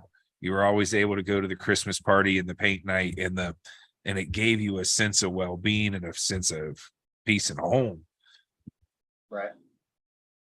That wasn't anywhere else. I mean, that's exactly why we call it tattoo family. Like we're all kind of like comrades. Like once you've been as like heavily tattooed as we have, there's just certain things that are just unexplainable. Right. Yeah. And to see somebody else, like you run into another real heavy collector somewhere else, there's not a break-in period. You're immediately in conversation. You're immediately like, oh, yeah, I know your mindset can at least get you through these same similar events. We have common enough ground that we can now, I'd jump into a car with 90% of other high quality, heavily tattooed people. You know what I mean? Like if you're at the airport and you see another homie, like, you want to split a cab? Like I got you, bro. Come on. What's up? Right. It's that instant ice that doesn't get broke without that dedication. I don't know the right word. It's that gang sign thrown out the second you get a motorcycle. I don't know. Right. If you ride motorcycles, man, but the second you ride a motorcycle, you know, when people start throwing down, you're like, man, are you throwing out a gang sign at me, bro? And the next thing you know, everyone's doing it. It's like an upside down peace sign, which I think it might even be a gang sign. I don't know. But I'm literally wearing a Harley Davidson hat. I was gonna pretend I didn't notice, but Okay. I was I like, didn't know I gotta if you- kind of put that one up. I didn't know if you just really liked the company. Do you know that the waves mean something? No, I did not. I just do it back. And everybody, I come from like a small town, so like we just Mhm. wave at each other and shit. So I'm like, No, "Don't totally worry, right. baby." And a lot of it is hey, what's up? But the where you wave and how you wave and what you wave all is different. So most of the time it's the low wave 2-finger outs, like peace, everything's fine, everything's chill, road conditions are fine and clear. If your arm is straight out, it means you're supposed to be aware. If you point with your boot and point with your arm when somebody's coming by, you're specifically showing a road hazard. If you wave your arm, it means there's a hazard directly over to one side. If you point to your helmet, that means there's a cop up ahead. So like shit, I did that one. Yeah. the waves actually mean something, and they're set as an unspoken code. So it's not just a what's up, bro. It's mainly road hazards and popos. But it's a hey, watch out, you're about to die. This road gets real twisty. Slow it the fuck down. I'd be thinking we were about to joust if someone raised their arm down like this for me. Right. So I'm just glad you mentioned that. I'd be like, all right, we're doing this? Okay. I go, You ever got see longer somebody arm hold their reach. hand out and flash their hand at you? Mhm. Means your I've turn never seen signal's it. on. Oh shit. So somebody rides by and goes, hey bro, you're driving with your fucking signal on. Bro, I do Because that how to often does that happen? I do something like that to people when they piss me off in traffic. I don't even flip them off anymore. I just go something like that. It's similar. Fair. Yeah, but We'll allow you know, it. We'll allow it.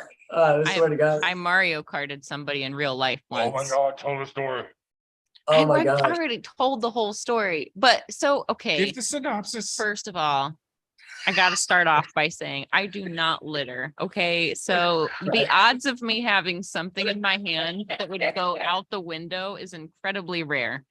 So I was on my way back from a massage appointment and I happened to have a banana that I planned to eat for breakfast and didn't eat for breakfast. Stuck in traffic, and this guy was being a douche around me and kind of like making a scene for everybody. At the same time, I was finishing my banana, and without any thought, as he's pulling up next to me and kind of being obscene, without any thought whatsoever, I was just like, bloop. And as I watched this banana peel leave my hand, it somersaulted inside his sunroof and hit him in the face. And it just like She says it so politely. Can you imagine chucking a banana out the window and smacking a dude in the face? And swinging Mario what, Kart. 35, 40? But look, he goes from so angry to like just paused and trying to figure out what it is. And he pulls the banana peel down and he's looking at it and he's like, and once he realizes that he got hit in the face with a banana peel, I look over and I'm like, oh, I'm just mad I wasn't there. She banana I- Oh my peeled God. someone in real life. Mario Kart, man. I'm upset. I'm just saying. I would never, under any other circumstances, everything lined up just right. It's from the universe. I'm telling The you. universe I wanted didn't it to even think happen. about it. It just happened. That was the divine light working through you. That's how I feel. You was opened up and guided my hand. What are I'm the sorry. odds? There's no sorry. We own this, bruh. We love it. There's no like smack dudes in the Like I faces. said, when you got, Just look him right in the eye. Just he threatened stare her at him. life several times with his vehicle. well, With he his vehicle. threatened He- Vandangos. You can't take Vandango out. You know how upset I would be? He was being absurdly aggressive for no reason when we were in gridlocked traffic. Like, Oh yeah. Oh, Fawn drives a full size Yeah. passenger van. you're not going to push me around. Like, Like- I'm a big vehicle. I can only move where I can move, and I couldn't move any further. It just was. So the banana situation. peel, bitch. It's biodegradable, you know what I mean? That's what I would say. Hey, Not even but- litter. Hey, but That's what hey, I'm saying. it's biodegradable. It's okay. It's not even And litter. the only part I don't want people to misunderstand is that I'm clearly not a litter bug. Like, She has no qualms with it and doing yeah, the face. I like if I had a Red Bull can in my hand, it would not have gone out the window. It would have gone in the cup holder or behind the seat where my other pile That of could've Red Bull killed it. cans are. That's what I'm saying. It never would have gone out the window. The odds of me having a banana peel of all things, The universe knew he needed hit in the face. and that I was just finishing it right at that time. This just proves my point more and more and more. More It was people just an need hit in the innocent face. toss. It's No, an just innocent toss. More people just need hit in the face. That is like the best life lesson of all time. I mean, I'm not going to assume, sir, but coming up as a male in society, I'm going to also assume that at some point in your life, you've been hit in the face. Yeah? Oh, well, yeah. And did you not learn a lot about yourself that day? Could we almost say that it built character? Well, yeah. So Yeah, now, most of the times. now, in times that I have heard, you're not even allowed to raise your voice and have an argument with somebody without it being assault in a Well, school. in reality, Right? would I get an assault charge for hitting somebody with a banana peel? Yeah, I didn't aim you it totally at could him. have. You totally I could have gone to didn't aim jail it for at assault with a deadly fucking banana. But like, It wasn't frozen. I'm just saying, more people need hit in the mouth. They Oh, would talk yeah. less shit. Like they would realize that hey, they weren't, like it would solve a lot of problems. It would solve a lot. Participation trophies would stop being handed out. That's all I'm gonna say. Participation. I'll get off I my- let this go out. I'll get off my You box. you can rewrite it. I'm like sitting there trying to like, hey, can you pass it to a screen? Well, we're working on that technology. Hopefully on one of the future updates. I've been I sitting mean, this, we're- Nice. You see that Mr. magic, Fogg? Ben? I'm just trying to glow up. It's the only thing I can, and I don't even like these things, but it's like, I think the act of smoking, like, calms me down until I realize that I don't smoke nicotine really. And like, I always smoke these and they taste good as shit. And I'm like, all right. Like, I tasted a couple of them and I'm like, you know what? Now I'm like, now I'm smoking fucking raspberry sour apple and shit. Like, what? Like, all right. Raspberry sour apple. If I get the little carts, they're generally THC based. Oh, And just I like wish. you're saying, you forget you're smoking something because they taste like a rainbow fart. You know And what's you're bad? like, oh my God, this tastes so good. And then you smoked a fucking half a gram of diamonds and you're like, It's one thing to vape you're drooling on yourself. intentionally in public, like when I'll step off to the side and but it's another thing when I forget I'm even doing Right. it. I'll be like walking through the aisle in Target and I'll be Right. like, oh man, I'm inside. Or people Just 'cause know it's you so from being convenient. outside vaping, right? So they think you vape, like you're there like blasting your nicotine rig or whatever they do. And then they don't see you doing it or all the like, hey man, you want to get I don't that's not yeah. Let's go vape. Like, can I hit Huge that, bro? clouds. You're just like, Nope. man, I mean, I'll be like, yeah, I flavor guess is you this? can only catch it once. Here you go. But here. You can only catch it once. You ever seen that commercial where they're on the beach and there's like a horse, they're like riding, and then they're like herpes. That's what happens if you hit my pipe. That's all, like, Yeah, it's all good. they make it seem glorious to have the herpes. Let me tell you. Who's Oh my they? God. You haven't seen the commercials I'm talking about? I don't think so. I'm It's not always watching like- the same It's commercials. always as like you. two people on the beach, like having the They best day look of their like the life. prime version society wants you to look like. There's like, I'm living my best life, but Your I life got on herpes can be normal. sores in my mouth Ugh. Yep. and other places. You're just like, ah, shit, You have to throw the other places out. and other places. It don't just happen. I'm just saying, that's all. So we digressed again. Yeah. We've decided that we're going to try to not edit as much and we're going to stay focused more. Do you have any specific shows coming up that you want to talk about? I know we talked about some of the international ones. Yeah. So I was supposed to do Evergreen this year, but with everything going on, that I slept on the invite and all that and missed. They sold the booster out pretty quick, but I love that expo. It's like it's just like I had to mention it because it's just like one of those like tattoo family conventions. Like you go there, they have food ready for. I mean, it's just like they just treat you like family, and it's awesome. So I'm like super bummed out about that. But the thing is, as you well know, there's conventions everywhere. So it's like Mhm. the second I'm like, "Oh, I can't make that one. Let me look at the list, see what else." And Chicago's that same weekend. And I love Bill and Arts. I mean, they put on a great show. It's really well put together. Every show I've ever done is all love, and it's just like professional, you know what I mean? And you know what you're getting when you go to those conventions. And so I do a lot of Bill and Arts. So I'll definitely be at the Chicago convention with the Tattoo Save My Life booth. And Sweet.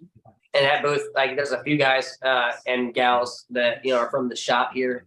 They're involved with not just the organization, but just me in general. That like I obviously like how it goes. Give them first precedence on a few of the spots. That's why we ended up with 8 artists in our last booth. Because like we'll have 2 or 3 artists coming here, and then we got 4 or 5 artists we want to put on from different places. I mean, Chicago. I'm just really looking forward to that one. It's another big one like Philadelphia. So I'm fairly certain the True Truth is going to Chicago. Yep, we'll definitely be at Chicago. I was just going to ask. I got carried away sculpting another snail out of the thinking putty. But we should get together and maybe get some footage. Maybe I could do a few interviews. Talk to you some more and talk to some of your team some more. I think that would be rad. A lot of times when Fawn travels, she'll collect stuff for the show, and then we'll do like recaps. So it's really nice to have like people that know the show and know what we're about. Yeah, I try when possible. I try to get set up the Thursday the night before, and then a little bit from each day throughout the show.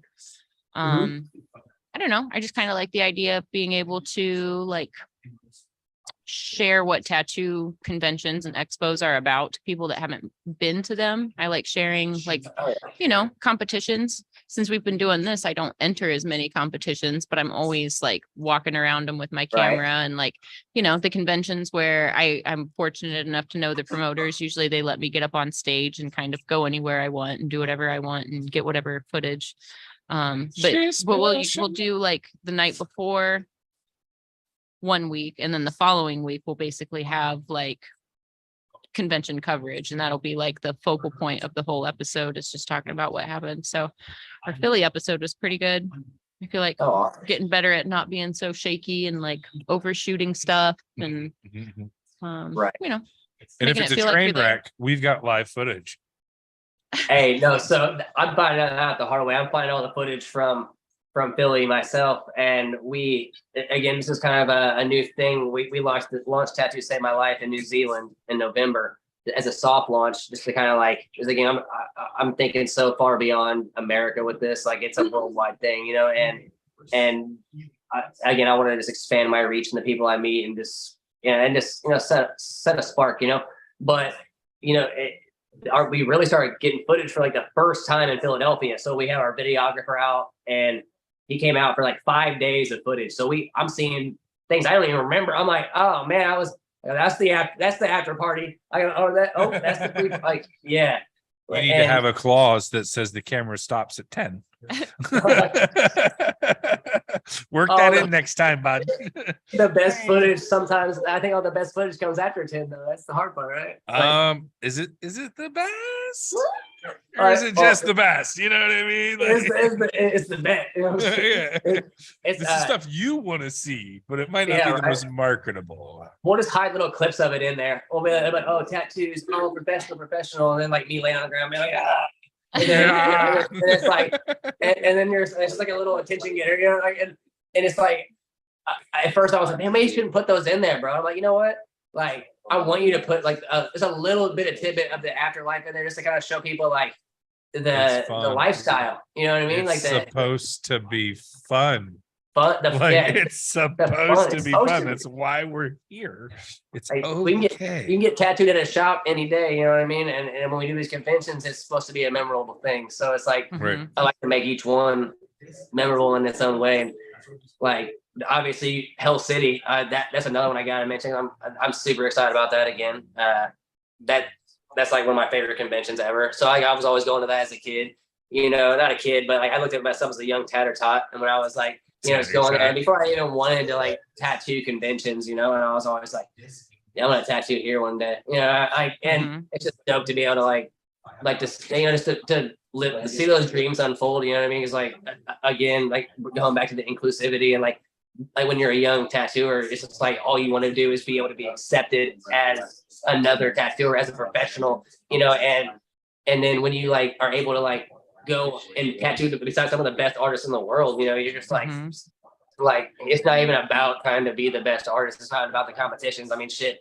Like I used to go try to enter every fucking thing I could, and then at some point after just achieving what I wanted to achieve, now it's just not. I mean, don't get me wrong, it's still fun to like to push myself to try to compete, but it's like, you know, it's more being able to like learn, you know, and it's always a learning experience, but being able to be by people that are really just pushing the levels of tattooing.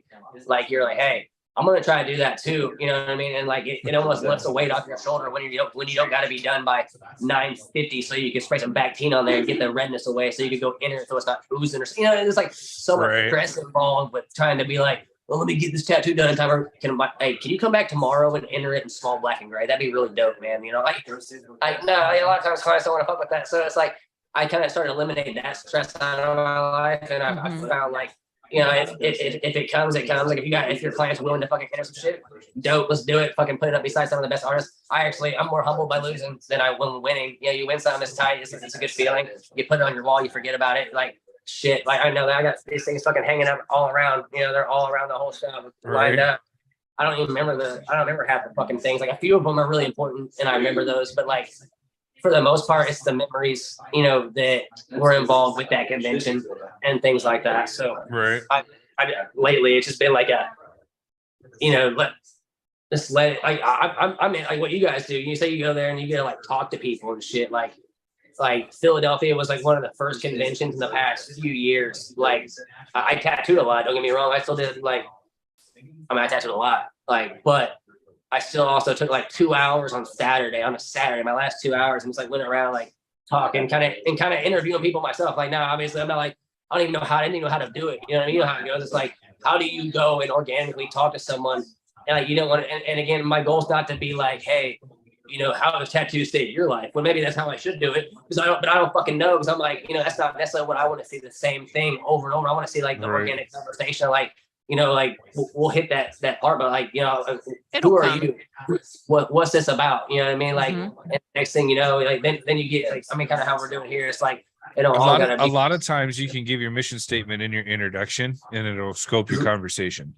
So if you're looking for the same repetition without the repetition, look for how you introduce yourself to be your business card, right? So you can, I'm in sales, sorry, it just pours out of me. So like, if you introduce yourself as, hi, my name is from,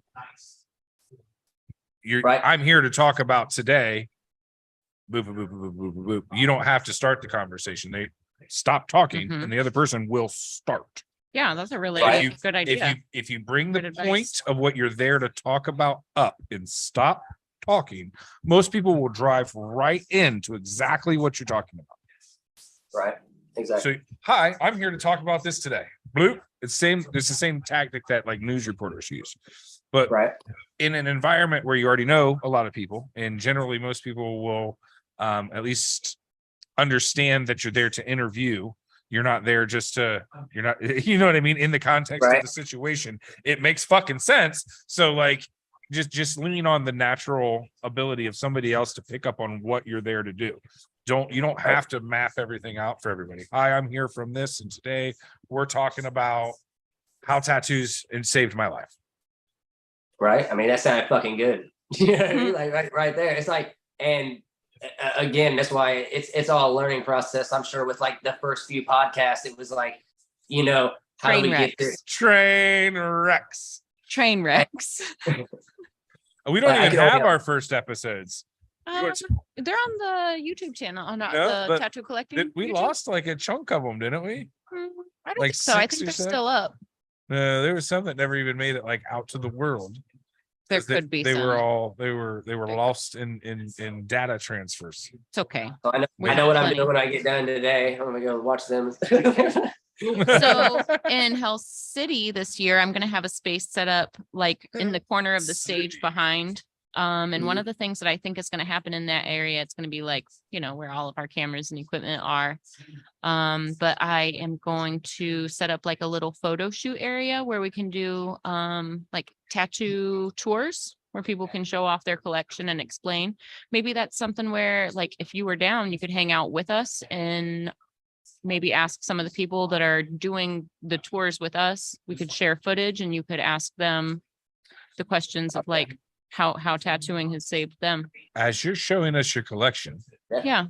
how Tell has us. tattooing Tell us about your transformation. saved your life? Right. You'll almost know the second you see some tattoos, because like some of them just resonate and like that has a significant meaning, and it's almost like opens up that door to conversation. It's like, man, I really like, what's this mean? You know what I mean? Like, what's this tattoo mean? Why'd you get this? And then, like, you don't even gotta be like, how have tattoos saved your life? Because I mean, sometimes I feel like what I'm worried about sometimes is putting people on the spot if they're not ready to talk about, certain things that are like, PTSD triggers and things like that. I want to be able to be conscientious of everyone's, like.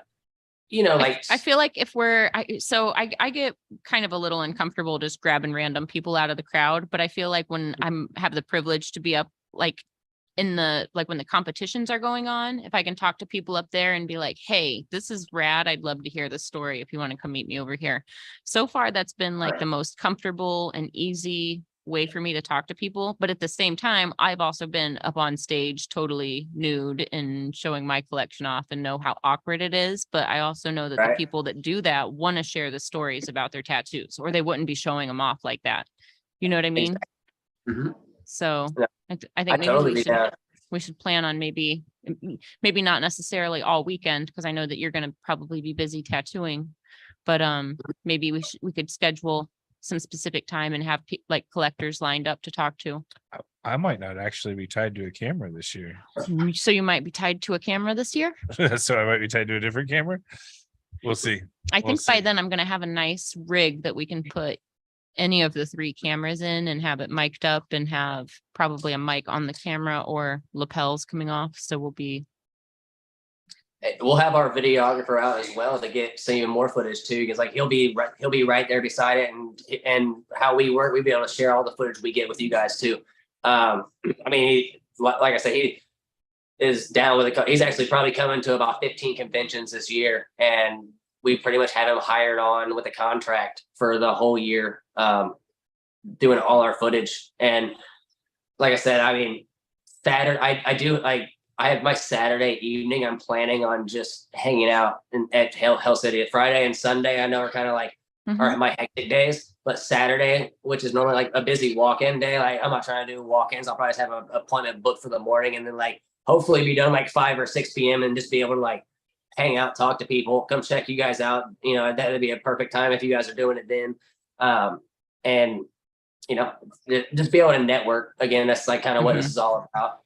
One of the things I love about like when I'm traveling with True Tubes rather than traveling to tattoo is I can just like take the whole show in. I can actually like see who's there. I can pay attention to the pieces that are being done by the other artists. I can like look at everybody lined up for tattoo of the day and really see like the caliber of work that's going on, where like if I'm working at a show and I'm just worried about like I traveled in, my client traveled in, I want to give them the most for their money, I want to make this a worthwhile appointment, yada yada, like I feel like I end up missing out on a lot of what the show has to offer. So like I feel like working with the supply company, I can kind of like Jess's backup after Brian.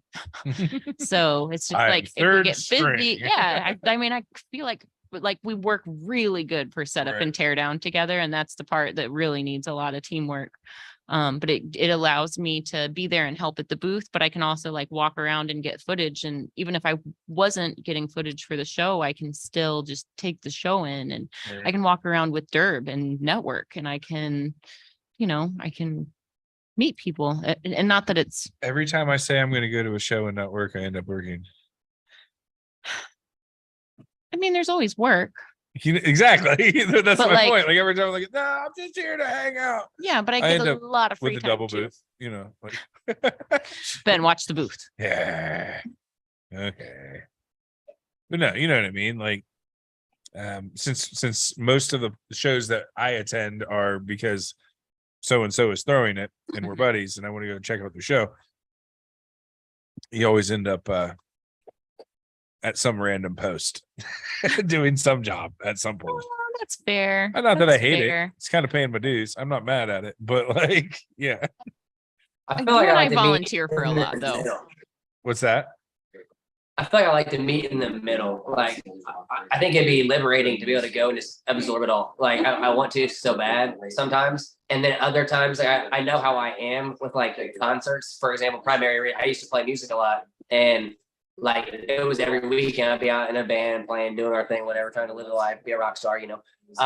And then all of a sudden, like, you know, you go to a concert and like you just sit there like all sad and shit. Like, I used to do this. I want to do that. I want to be on that stage right now playing this music, you know, and that's what I feel like with tattooing. I feel like if I was at this convention and to be honest, it's kind of funny. I went to go to a convention one time, like, and not tattoo. I was supposed to tattoo Golden State, like 2018, 2009. I think it's 2018 or something.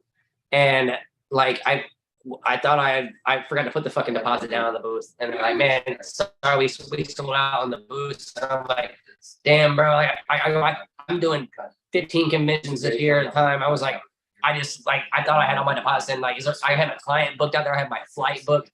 Is there any way? And they're like, "Nah, man, like we can't do it." I'm like, "Shit!" So I'm like, "Well, I already got my flight, so I'm gonna go out there and just absorb again." And I start walking around. I'm seeing everyone do these tattoos, and it's like the first day, and I'm like, "Fuck, man! I had my California license too." So, and I went to the FK Irons booth at the time, and you know, I wanted to buy a new machine, and I'm like, we start talking. I'm like, "Hey, you know, I was supposed to tattoo this convention, but you know, I got a client and everything." And I was like, "But you know, it ain't working out, so I'm just gonna buy a fucking tattoo machine, hang out, and go to the beach." And they're like, "Dude, I already show my work and all that fun stuff." They're like, "Hey, man, like we got a spot right here if you want to tattoo in our booth." I'm like, right, like, you know, David Vegas sitting over here. I'm sitting here beside like all these artists, like in the main spot in Golden State too. And I'm like in that FK Irons booth looking all badass. And I'm like, oh shit. It was actually intimidating for me at the time. I'm like, yeah, I'll be here. I'll be here tomorrow first thing. It was already like 6 p.m. I was like, if you're down, I'll bring my appointment in on Saturday and we'll get set up. He's like, all right, cool.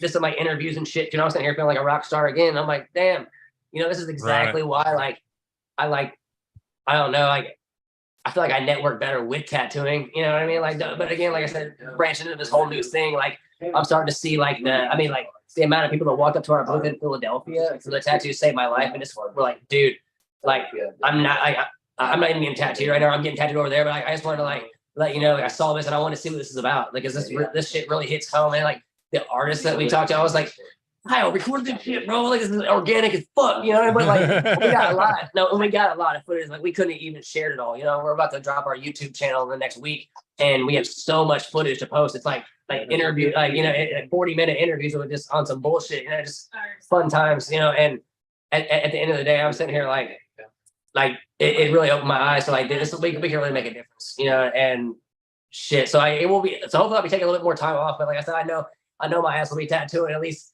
like half days, and then maybe like taking a couple hours at the end. I gotta balance it out because shit, I can't just be around tattoo machines buzzing and me not pick one up. So I always end up filling my getting tattooed schedule after Hell City because it's one of those like, oh my God, I saw so many cool ideas. Now I want to do this. right. Yeah. Mm, Generally. I've been tattooed at Hell City enough that it doesn't make me. No, I don't want to get tattooed that at way. the show. It's always after the show. Yeah, maybe I just have PTSD about my Being last tattooed session there. I got tattooed at Hell City early Hell City days. Early. Yeah, like by Rich Cook upstairs in the balconies. What's up? What's up, balcony? Old school, probably 10 years It ago. used to be like the symphony of tattoo machines up there because it bounced off the glass. Yeah, it was a good time. Great. Good times. And now there's a whole room of tattooing, and it's like It's silence. then Silence. You hear the one you guy got that bust out old his school coil. fucker that old school fucker with that coil machine. You're like, just bro, running it. bro, like turn the fucking speaker up. Man, oh man, I don't even know. I'm not gonna lie, like we don't have anyone using rotaries in the shop right now. There's 8 artists here, and no one's like using the coil. I think no one's using coils or whatnot. And again, I like coils, especially for like old school line work. Save some time for sure. But like, man, I'm trying to drive, not walk. You know what I mean? So I use that Cheyenne Soul Nova and just do everything with it. Like it's just smooth. We Think we lost got- feed. What happened? Kyle, what'd you do? Kyle broke us. I can still hear you. There we go. Now we're back. It's a One of our camera cameras issue, died. not a feed issue. Yeah, we're It's still okay. here. It's okay. Must not have been getting enough juice. I'm actually, what am I doing here? I'm gonna take my camera off and walk around the shop so I can get a little blood flowing through my Yeah, My give us a body. tour. Yeah, show us give, your give shop. you guys a little That tour. would be wonderful.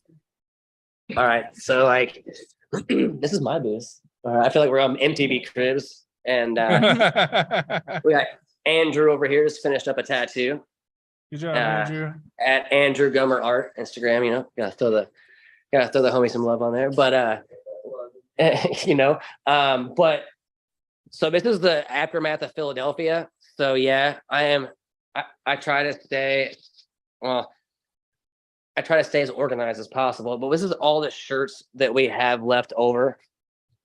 So Jeez. again, we got to go through and resize them all. Sorry, I got people blowing me up. The second I pick up my phone, I haven't had a phone. Well, I had one phone call I had to deny, so I'll get back to them later.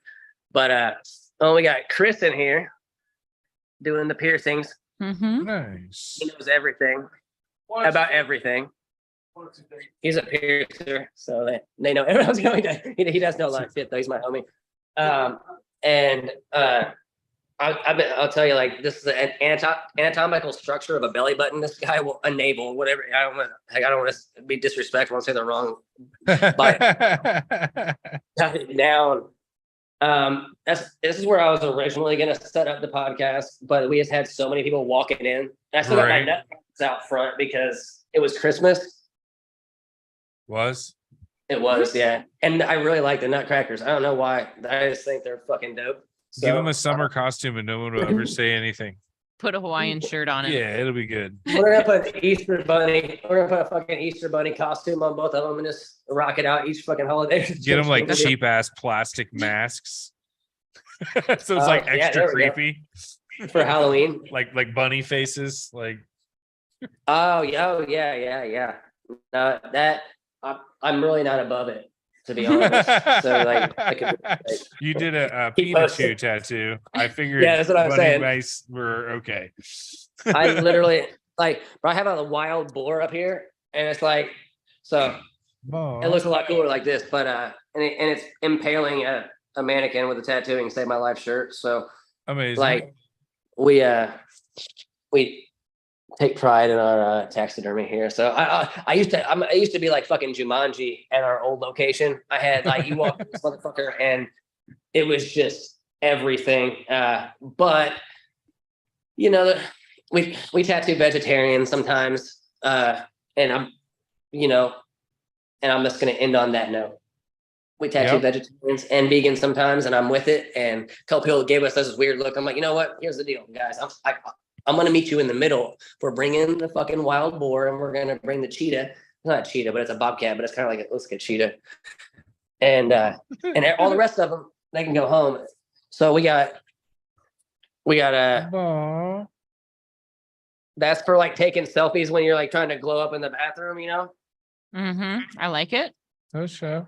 you're taking that selfie right when you get your first tattoo or whatever, and you're just like, Fresh Bobcat. you have your whole arm rolled up. Let's see, here's my first tattoo. So I remember like, I had to walk around with my nautical star hanging out that my buddy had. And I'm like, oh, it's dope, man. We get that. I was fucking naive. Somehow I made it through the 2000s collecting without a nautical star Can I put one on you somewhere now? or a stopwatch, a pocket watch. Can I put a pocket watch on No, you with a no, nautical star? no, Just no, to be ironic? No, you can't. You cannot. I did it. I made it out. All right.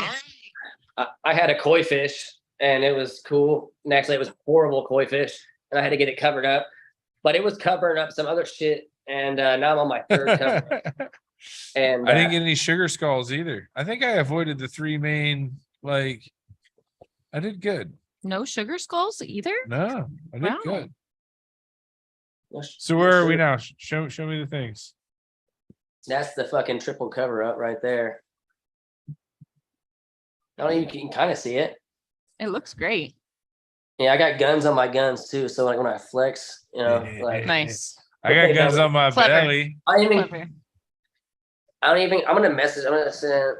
Can I call you later? It's cool that they have that little like that messaging feature when someone like calls you for the 6th time. And Right. you're just like, The I instant only shoot back. forwarded it 5 times. So this next time will be really nice. I'm gonna send you like, can I call you later? Or like, I wish I had like pooping, because like I was sending that to everybody. Like, So do They- you have an Apple?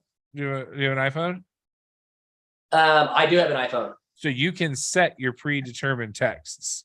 You can literally make one that says I'm pooping and hit send as your quick response, I believe is the setting.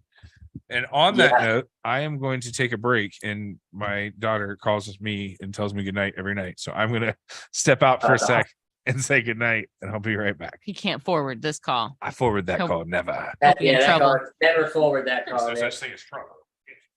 I've met your daughter. Big trouble. Yeah, I got a 5-year-old. Oh, she just turned 6. Oh, but yeah. God, they're getting old. They grow fast. Yeah, it's I'll tell super fast. Once they get past like infant, it's like overnight. Yeah. I have 4 kids. So for me, like I keep busy. That's just to say the least.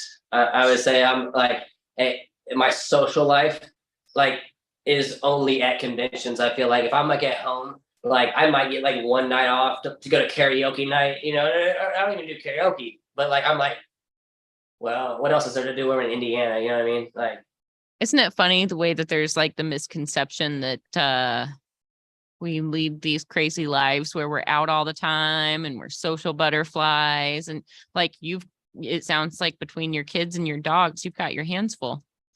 yeah. I don't even have kids, but like I have pets and I can't wait to get home to them. They're like, Right. I don't know. Once I work all day, I'm almost kind of peopled out and I want to just like kind of tune Right. out from everything but like my little bubble. And I don't know. No, I totally get that. And I feel like with the puppies, it's like that, because obviously I can't have them at the shop. I know a lot of people are against kids in the shop and all that. Well, frankly, I don't give a shit, because for me, like, that's not me. I'm like, I love kids. I fucking got a lot of them. You're not going to bother me if you bring your kid to the shop. Don't have them sucking on your tit while you're getting a tattoo. With that, I support that, you know. Breast milk's great, but like, if you're getting your arm tattooed, you know what I mean? Like, you can take a break, and people don't do that. Like, really, if someone's gonna breastfeed while they're getting a tattoo, like, people You've make it actually seem- encountered this? No, that's what I'm saying. Okay. People make it seem like it's like the craziest thing to have a kid in the tattoo shop. It's like if your kids are crazy and are gonna get into shit, yeah, don't bring them in. But like, out of the thousands of interactions I've had with kids, there's only been like maybe 1 or 2 times where I've been like, hey, can you like have them have your kids sit over there? Because like, I don't want him in my area, because I got like, I have a sharks container right there, and Mhm. like I don't want him to be in it. It's only like happened maybe once or twice out of like 1,000. You know what I mean? So it's like, for me, I have a whole room in the back where if I got to bring my kids here, like, we live the tattoo life. They can hang out on the iPad right here while dad's finish up a back piece. Like, Yeah. I don't have the option all the time to sit there and pay for a babysitter, and I don't know how long this tattoo is going to take. I don't want to call my babysitter and be like, hey, I thought I was going to be there at 7, but she changed up the design 3 times. It's going to be like a 10:30. And like, they don't like that. Yeah, I found that's that hard. out. That's hard to explain. Like, just kind of the way it goes. I actually keep like blocks and tessellation tiles in my cabinet in my workstation, and like a few other, like, I don't know, games to keep kids busy. I've got like these Nintendo controllers that plug into like the back of the TV like a Fire Stick, and they've got like hundreds of classic Nintendo games on them. Like, Right. I don't know if you, I almost kind of like like the creative energy when little kids are around. Like it really doesn't bother me to have minor distractions from kids at all. Like I don't even mind when it's like a little kid that asks 1,000 questions. It's just like, hey, do you know about germs? Yeah. Okay. Well, all of this stuff has germs. Don't touch it. What do you want to say? I swear. Like I had my 8-year-old, he's 13 now, by the way, but I had my 8-year-old take a bloodborne pathogens test. He's licensed to tattoo in Indiana. Like what? Like he read the thing, he took the quiz, he passed the test. Later, what we say? How long you be on? I don't know. I'm sorry. You never know. And so he took this test and passed it like first try. I'm like, what are you shitting me with like an 80% or something like that? So like Nice. I did that kind of just as a point, to almost to prove a point. I'm like, hey, I'm not even gonna have him tattoo me. Like I know it's kind of like a popular thing to have your kid tattoo you, and like don't get me wrong, like one day I probably will, but I'm gonna wait till they can draw a little bit fucking better. All right, first off. No, I was kidding. I was so kidding. Like I his do first, kids. like a serious real tattoo rather than like a little stick figure just because. Yeah, I already got their fucking portraits on me. You know what I mean? Like, Mhm. what else do you want? No, I was kidding. But, It seems like you're pretty mindful of your real estate. You've only Yeah, got I'm just a running little out bit of left. Yeah, I'm running out of space, and my left leg's dedicated to having Nick work up the rest of the portraits. And Nick Baxter's doing portraits on my legs. I've never even seen him do a portrait tattoo wise until he did mine. And I guess now I got to pull this damn thing off of my stand again because I got to show some of the paintings I bought from him. Because let me tell you, I'm not just like a tattoo collector. Oh wait, that's the camera side. I'm also like an art collector, and Nice. Good. so if a lot of people probably already saw these if they do follow him on Instagram, but like this is the newest one I just got, and I fucking love it. Let me see if is it even showing? Yeah, there we go. Yeah, it is. It looks good. And second one I got. And I'm gonna hop over here to the third one. Through all my clutter. Your clutter of convention awards. Like, oh my God. Rough life. Yeah. That's, I mean, and again, that's kind of like why I felt like there was a point in my life where I felt I had something to prove. And it was always like, you just come across like, all it takes to hear one negative tattoo or just like really like to let someone like that bring you down, you know what I mean? And I just, over the years, you just get, I mean, I watched a video, couldn't explain it better. It's like, if you don't know how to give no fucks, give less fucks, like it's pretty easy, like one day you reach in your bag of fucks and you give one less. And the next day you do two. And then next thing you know, it's been a couple months and you look in your bag and you ain't got no fucks left to give. And it resonated really fucking good with me. And I'm like, hey, that's awesome. So like now it's like, people have like their own skewed perception of what you need to do in life to be a good tattooer or whatever. Mhm. And really all you got to do is go out and fucking like put your all into every tattoo and give the client something they can be proud to wear around and push yourself too. Because like the complacency that I see with a lot of people, it has to do with mental health a lot. It has to do with being burnt out on this same thing, like, being treated like less than a person, and some of the greatest inspiration and creativity comes out when you can, get over that hump, or, I mean, I hate to say it, or I mean, sometimes when you're right at the bottom of that hump, you know what I mean? And you're just like, and I've seen some shit come out, like, I mean, you could look at artists from the beginning of time, like Van Gogh, always, and they're going through this dark shit and they come up with the most brilliant artwork. So it's like, it's definitely a touchy subject, but I feel like it plays a role in the artwork that we put out there and being able to like, see that light at the end of the tunnel, even being a tattooer, seeing like, be able to see what our goals are as a tattooer. And once we can find that out and figure out our spot, then I feel like it becomes more of like less of a job. I mean, you guys know the saying, if you love what you do, you don't work a day in your life. Yeah, I love what I fucking do, but I work my ass off. So I'm trying to I've definitely had periods in my career where I was just so burnt out. And what I was burnt out on was just, I had spread myself too thin. You know, it wasn't any one person's fault. It wasn't any one thing's fault. It was just, I had spread myself too thin and I had overcommitted myself. And sometimes when that happens, it's just like, if my phone goes off, I don't even want to look at it. Like, I don't even, like, I'm just out of energy. I'm out of all of it. Same reason you And- don't Hawaii.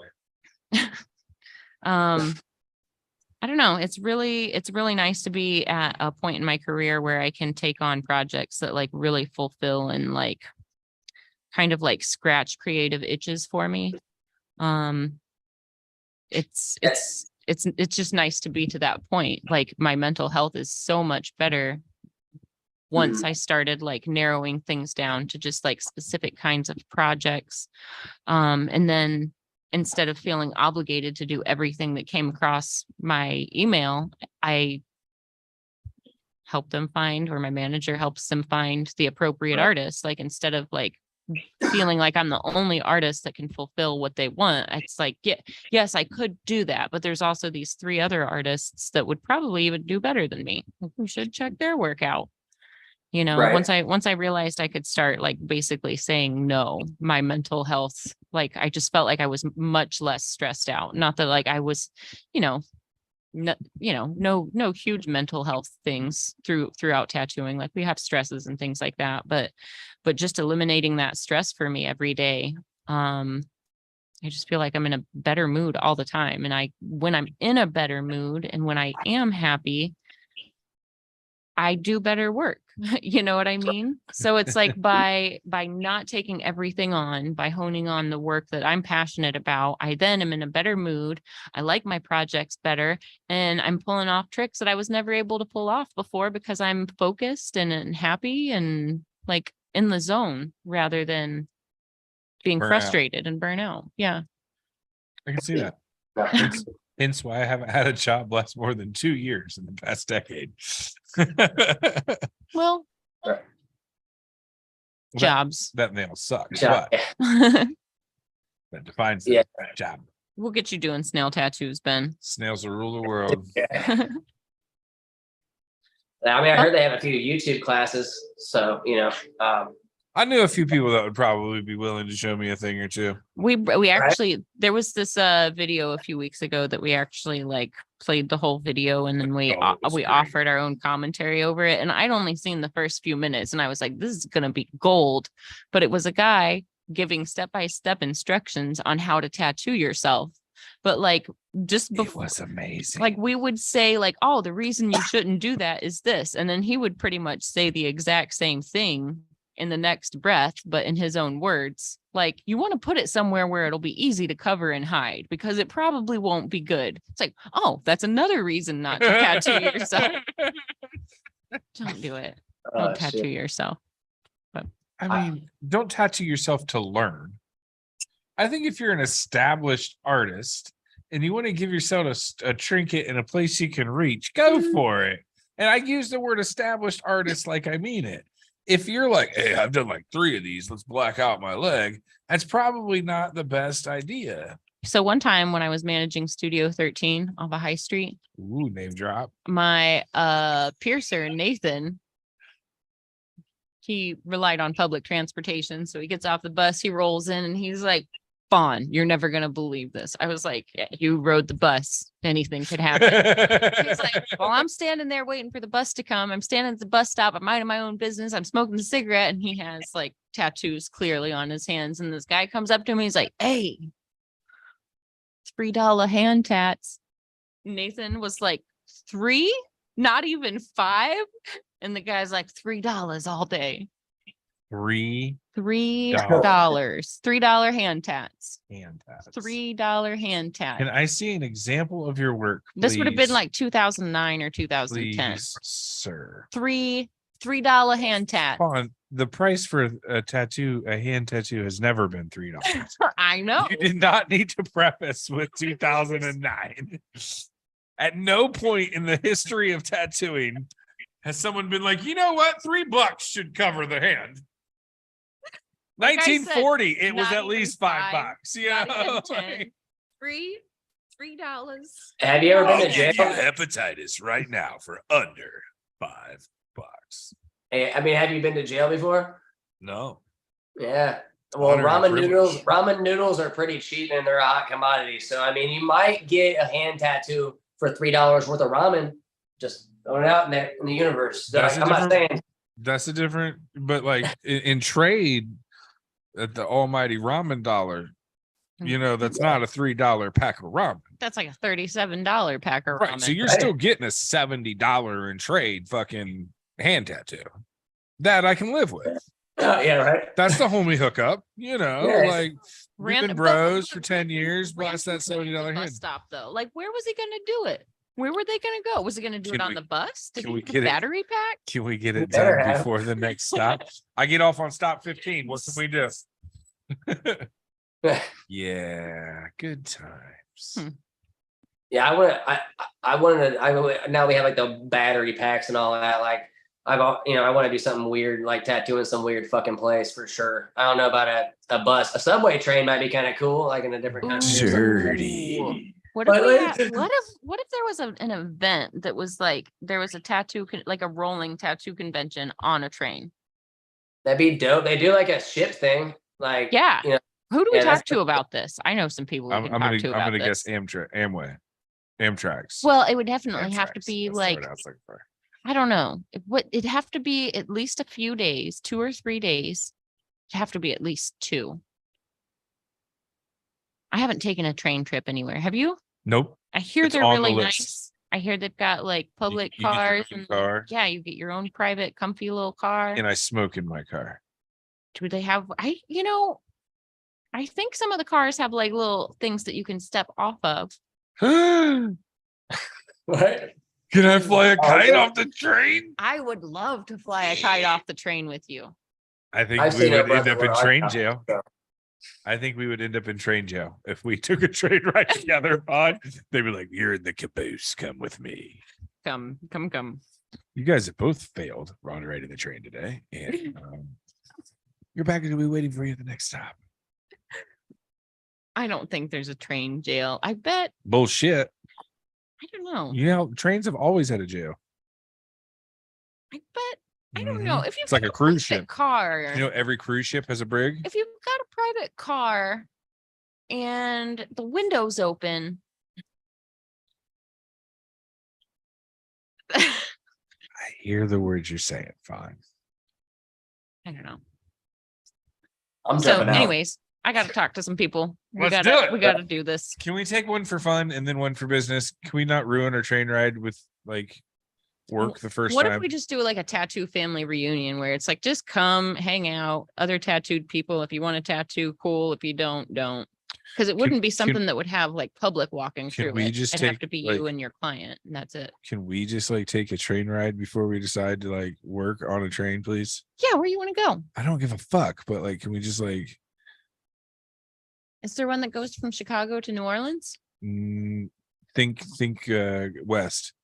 I know they I go mean, west. there's a lot of stuff that goes. I don't want to go south. The fuck you want to go south for? I don't know. I've always What is wanted south? to go to New Heat? Orleans.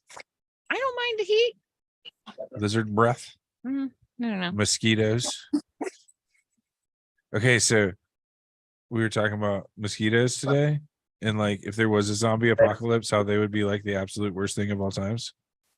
Everybody forgets about the mosquito factor. If there was a bloodborne virus like that was making everybody go crazy and eating, like controlling everybody's brains to make them want to eat more brains, it would be the mosquito factor that made it spread like wildfire. It wouldn't be the person to person. It'd be like person to person, but person to mosquito would be like 25 other people.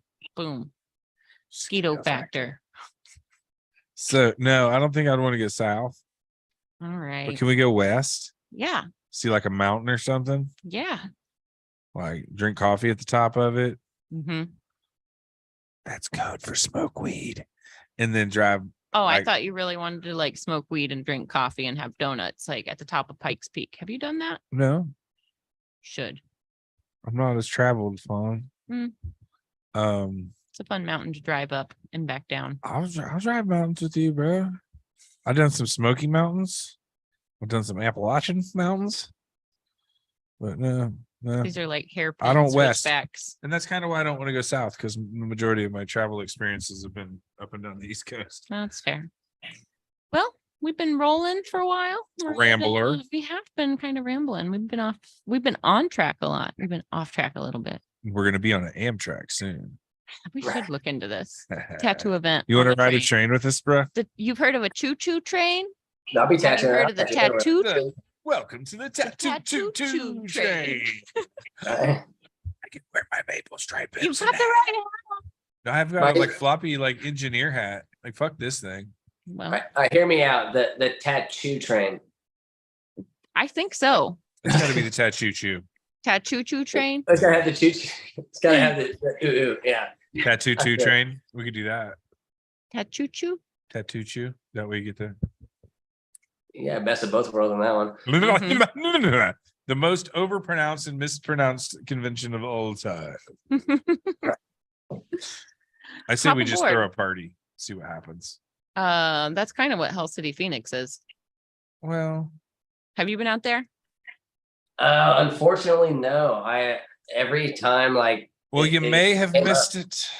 I did. I know. It'll be in probably Las Vegas. That's where I'm guessing, but No. that's just no. Well, I guess I was throwing my guess out into the air, but Well, there's just so much that happens in Vegas. To throw a convention in Vegas is and I'm just speaking from my personal side. I don't want to speak for the company by any means, shape, or forms. But in my mind, in my personal opinion, you're lost in the sauce in Vegas, man. You're losing attendees to every other attraction and every other dollar grabbing thing that's there, which is what Vegas is designed to do. This fair. You're not going to have your stay home crowd. You're going to have the walk-through crowd, and they are lookers and not shoppers. So it's going to be a busy show with no buyers. No one wins except the house, and that's not what artists want. So like, I don't see. No one wins but the house. It's the same. That's how Vegas works. It's the rules apply to everything you do there. I don't know. Derb's pretty open-minded though. So I hear you. if and when Hell City lands somewhere else, or if it goes back to Phoenix, I'm partial to the Biltmore. But I am too. Like they know how to make my drink. they do know how to make the drinks there. right.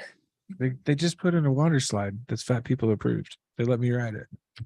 I know, but do we need to talk about the tiles? No fawn. Should have been blue. They made them turquoise. Just we know. All right.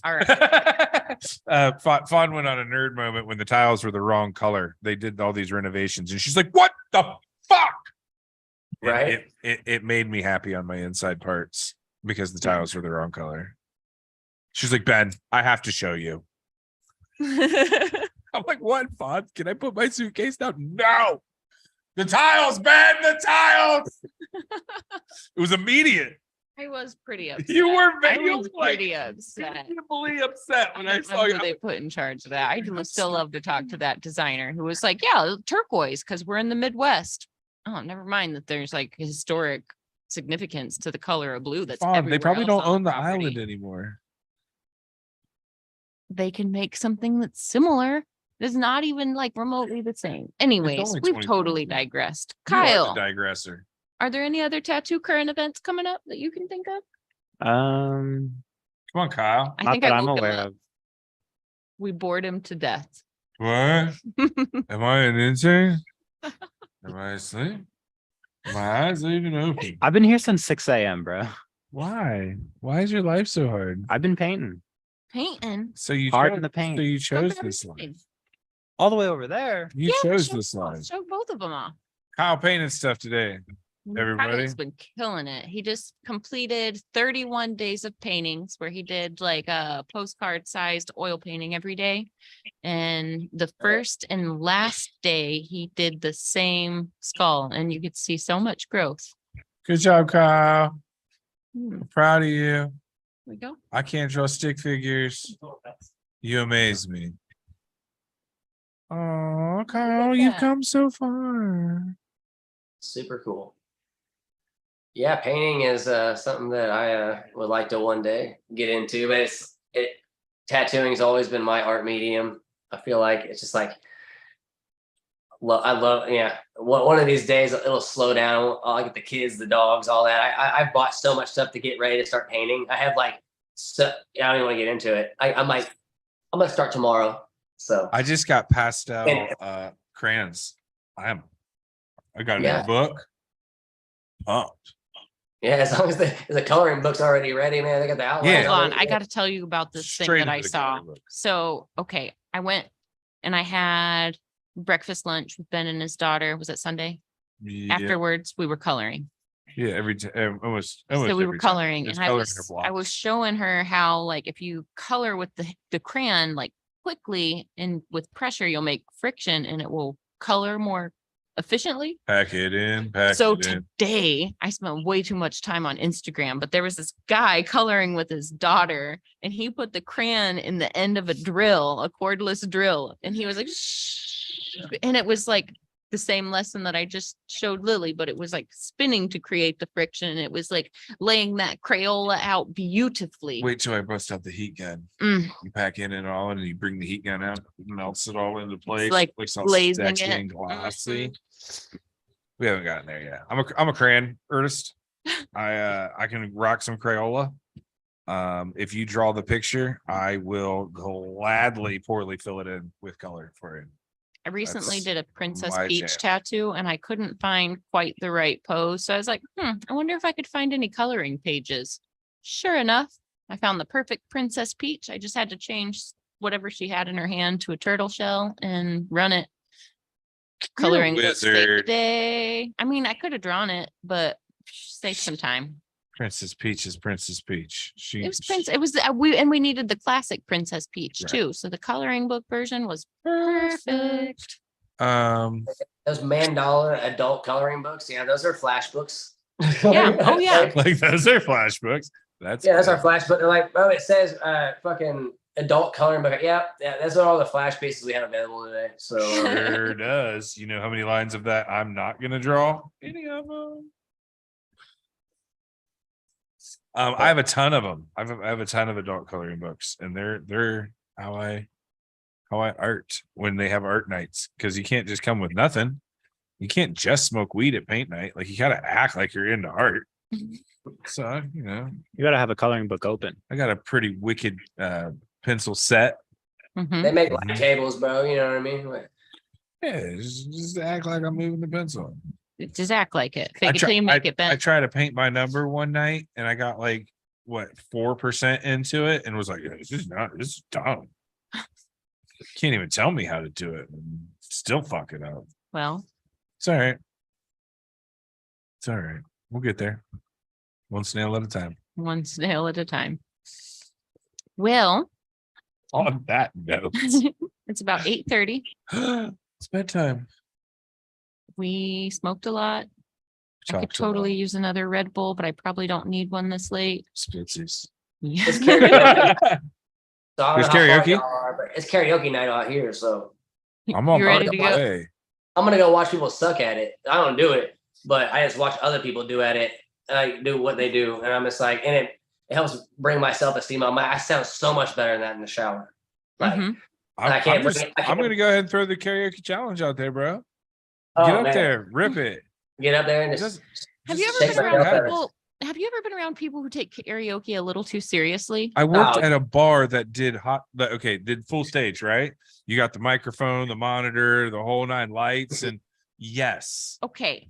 So in the small Yes. town that I'm from, Yes. there were some people that I knew. I ran into them. This was not, I don't know why I went into this bar. It wasn't like I went into there for bar purposes. I was dropping something off, picking it up, whatever. Anyways, I see somebody that I know and they're telling me that it's karaoke night. He proceeds to tell me that he's been practicing new songs because he heard there's going to be a talent scout coming through. And I'm like, what Never daydream once. are you Never- living in? Never once of all time. Like you're So- practicing somebody else's song We and like even hosted like acoustic idol. Like we had about as most professional as karaoke as you could be. Okay. Like literally the most professional it could be. And not one time ever have I seen a motherfucking talent scout. Ever. well, Ain't nobody pulling record deals off a they were karaoke under night. the impression that little podunk itty bitty hole in the wall bar. And I mean, Marion. this was not even in Marion. This was up in Michigan. But Oh, this was like shit. town I grew up in was a small town, and this is one of the like little burgs on the offshoot of the town. So when I'm calling it a burg, Yeah.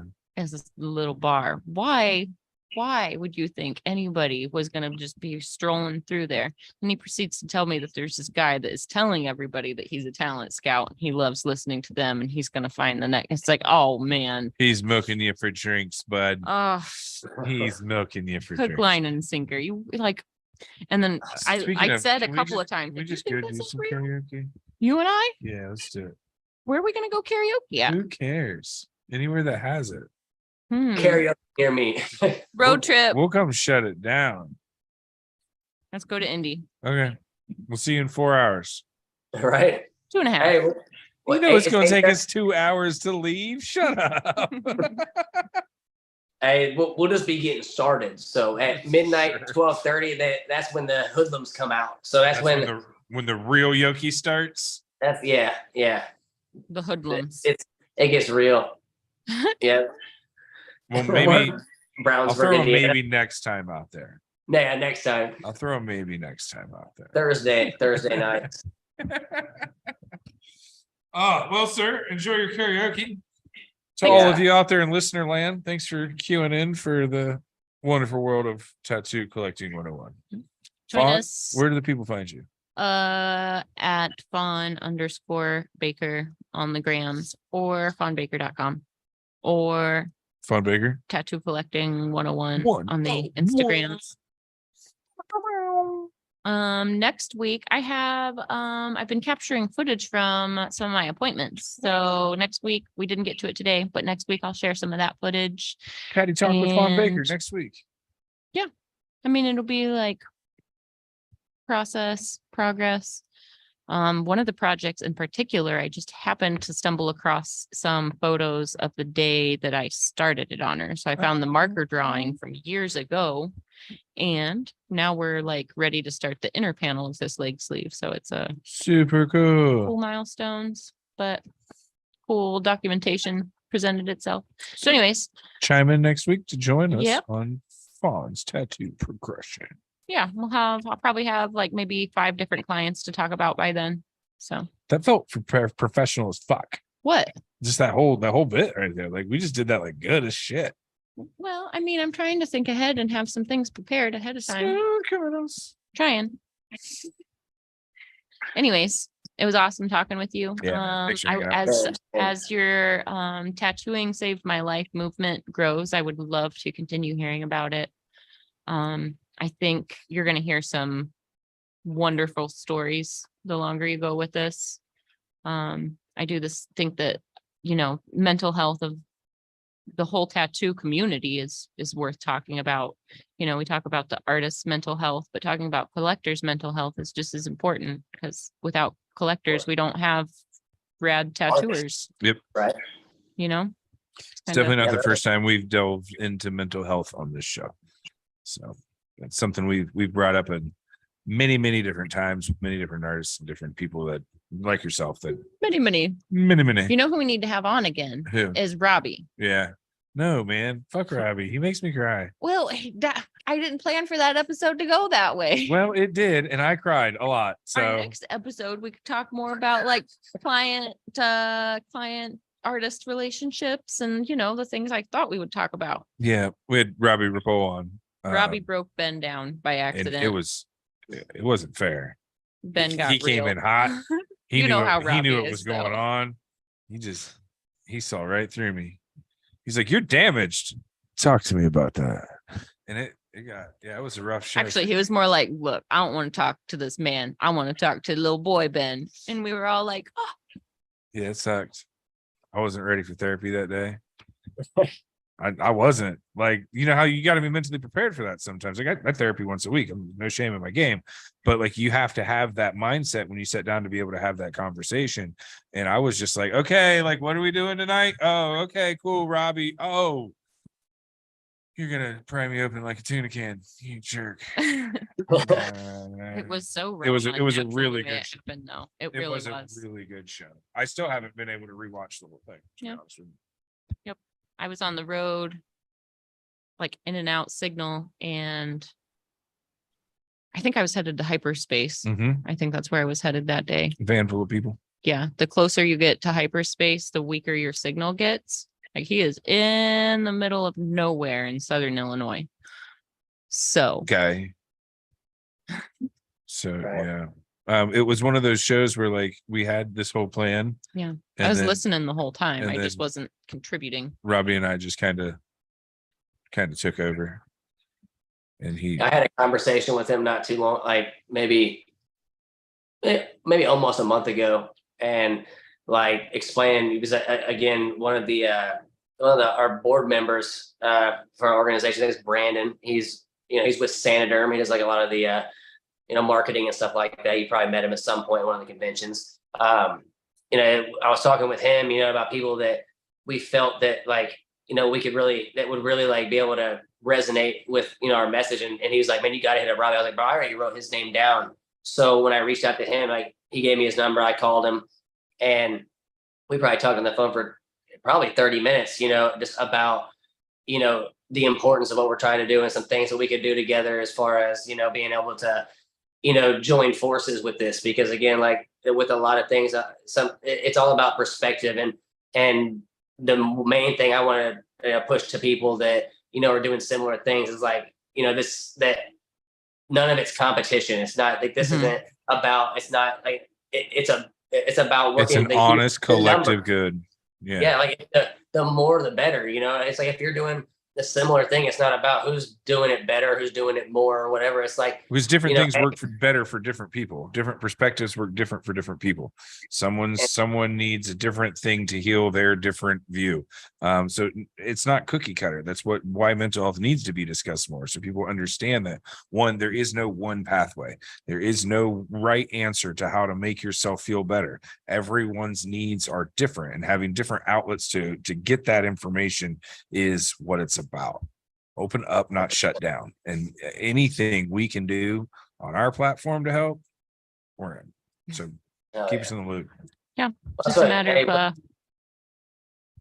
we're going to be putting resources out there, like with links to everyone that's kind of like our next goal on the website is as a new tab with resources to where we're able to link up everybody that are like aligning with our thoughts and be able to be like, hey, go check this out. Go check these guys out. Go check, and even as far as getting, we've talked to like therapy companies, or therapy companies. I've talked to like little therapists who work in practices that have taken our cards and put them there for their clients, and it's like, well, we want to work with you. We want to work with your company and be able to like put you on our website to be able to like, if someone does need someone they can reach out to and talk to, maybe like throw a little 10% thing if you get it from, what I mean? So whether like they're saving a little bit of money, but we're also able to kind of like, I know it does cost a lot of money for therapy. It's expensive. I've done it. Trust me. You know what I mean? I've been through my fair share, whether or not it be family, marriage counseling. I believe in therapy. So it's like, I've spent that money. I know it's not something that everybody can afford. So it's like, even if you can't hit that resources tab and find someone that you can afford, like you can still hop on these platforms like this, and listen to these things and maybe even anonymously share your story on here to be able to release, what you got to do. I don't know. I could get weird. I think sometimes just simply hearing somebody else's story could potentially let the right listener know that they're not alone, and when you hear somebody tell a story, sometimes we get down the rabbit holes and we really get into it. And it's amazing how, somebody can feel like they're at the end of their rope, and then they'll hear a story of somebody that went through something similar, somebody who went through something worse. And then you have the thought like, well, if they could get through it, I can get through it. One of those, like, just as an inspiration to, it's not an impossible mountain to climb to, Yeah, I figured I'd pull this out while you were saying it. Nice. Perfect. I spent as much money getting this put in the inside of these shirts than it That's fucking the whole cost. frame. This is the body mod saved my life. Actually, I was talking with a good buddy, Ian Bell, and he wanted to become involved with the company as well. And I was like, and the first thing I was like, man, we're gonna have to hit that as well. The people that aren't necessarily like, I feel like the tattoo industry is kind of like covers so many bases. It's not just tattooers, you know what I mean? So like, Mhm. again, our goal was to, to kind of branch out and hit again every demographic we possibly can. But I just thought you said that you were not alone thing, and I'm just like, and I said that to Robbie. I was like, we're trying to spread that message, the same thing you just told me. And he was like, dude, I just fucking said that on my podcast or on my thing last week. And I'm like, Mhm. I go, we're having this conversation for a reason, bro. Like this is Yeah. I go, the universe aligned, and I was supposed to meet you when I did, and this is all happening for a reason. You know what I mean? Whether or not we all believe things happen for a reason, obviously we are the controllers of our destiny. But at the end of the day, I do feel like, certain people are put in our past for reasons, and whether or not we choose to utilize that, that's for us to decide. So Very, very fair. Well, on that note, on that note, I'll let you How's guys get the On that third note, no, I'm just kidding. no, No, that's we that's can, what we this can show's keep about. talking. That's what this show's When about. we get back on a good rabbit hole, it's worth it to keep going. But I'm I saying, I'll tell you, you guys been smoking this whole time. I'm watching. I'm sitting here like Getting going through twitchy. relapse triggers and shit. Like, bro. We'll get your smoke on, homie. Thanks for joining us. All right. And like I I'll said, thank you, keep us in the loop. Anything we can do to help, we'd love to help cross promote anything. Yeah. If you guys want to come live, if you want to ever come to the studio, whatever. we'll brainstorm off camera. We'll figure something out. Awesome. No, definitely will. And I appreciate you guys having me on here. Cool. Definitely. Thanks for taking the time to join us. We'll talk to you soon. Yep. Have a good night. Thanks everybody for listening. We'll see you next week. Bye. Let's see here.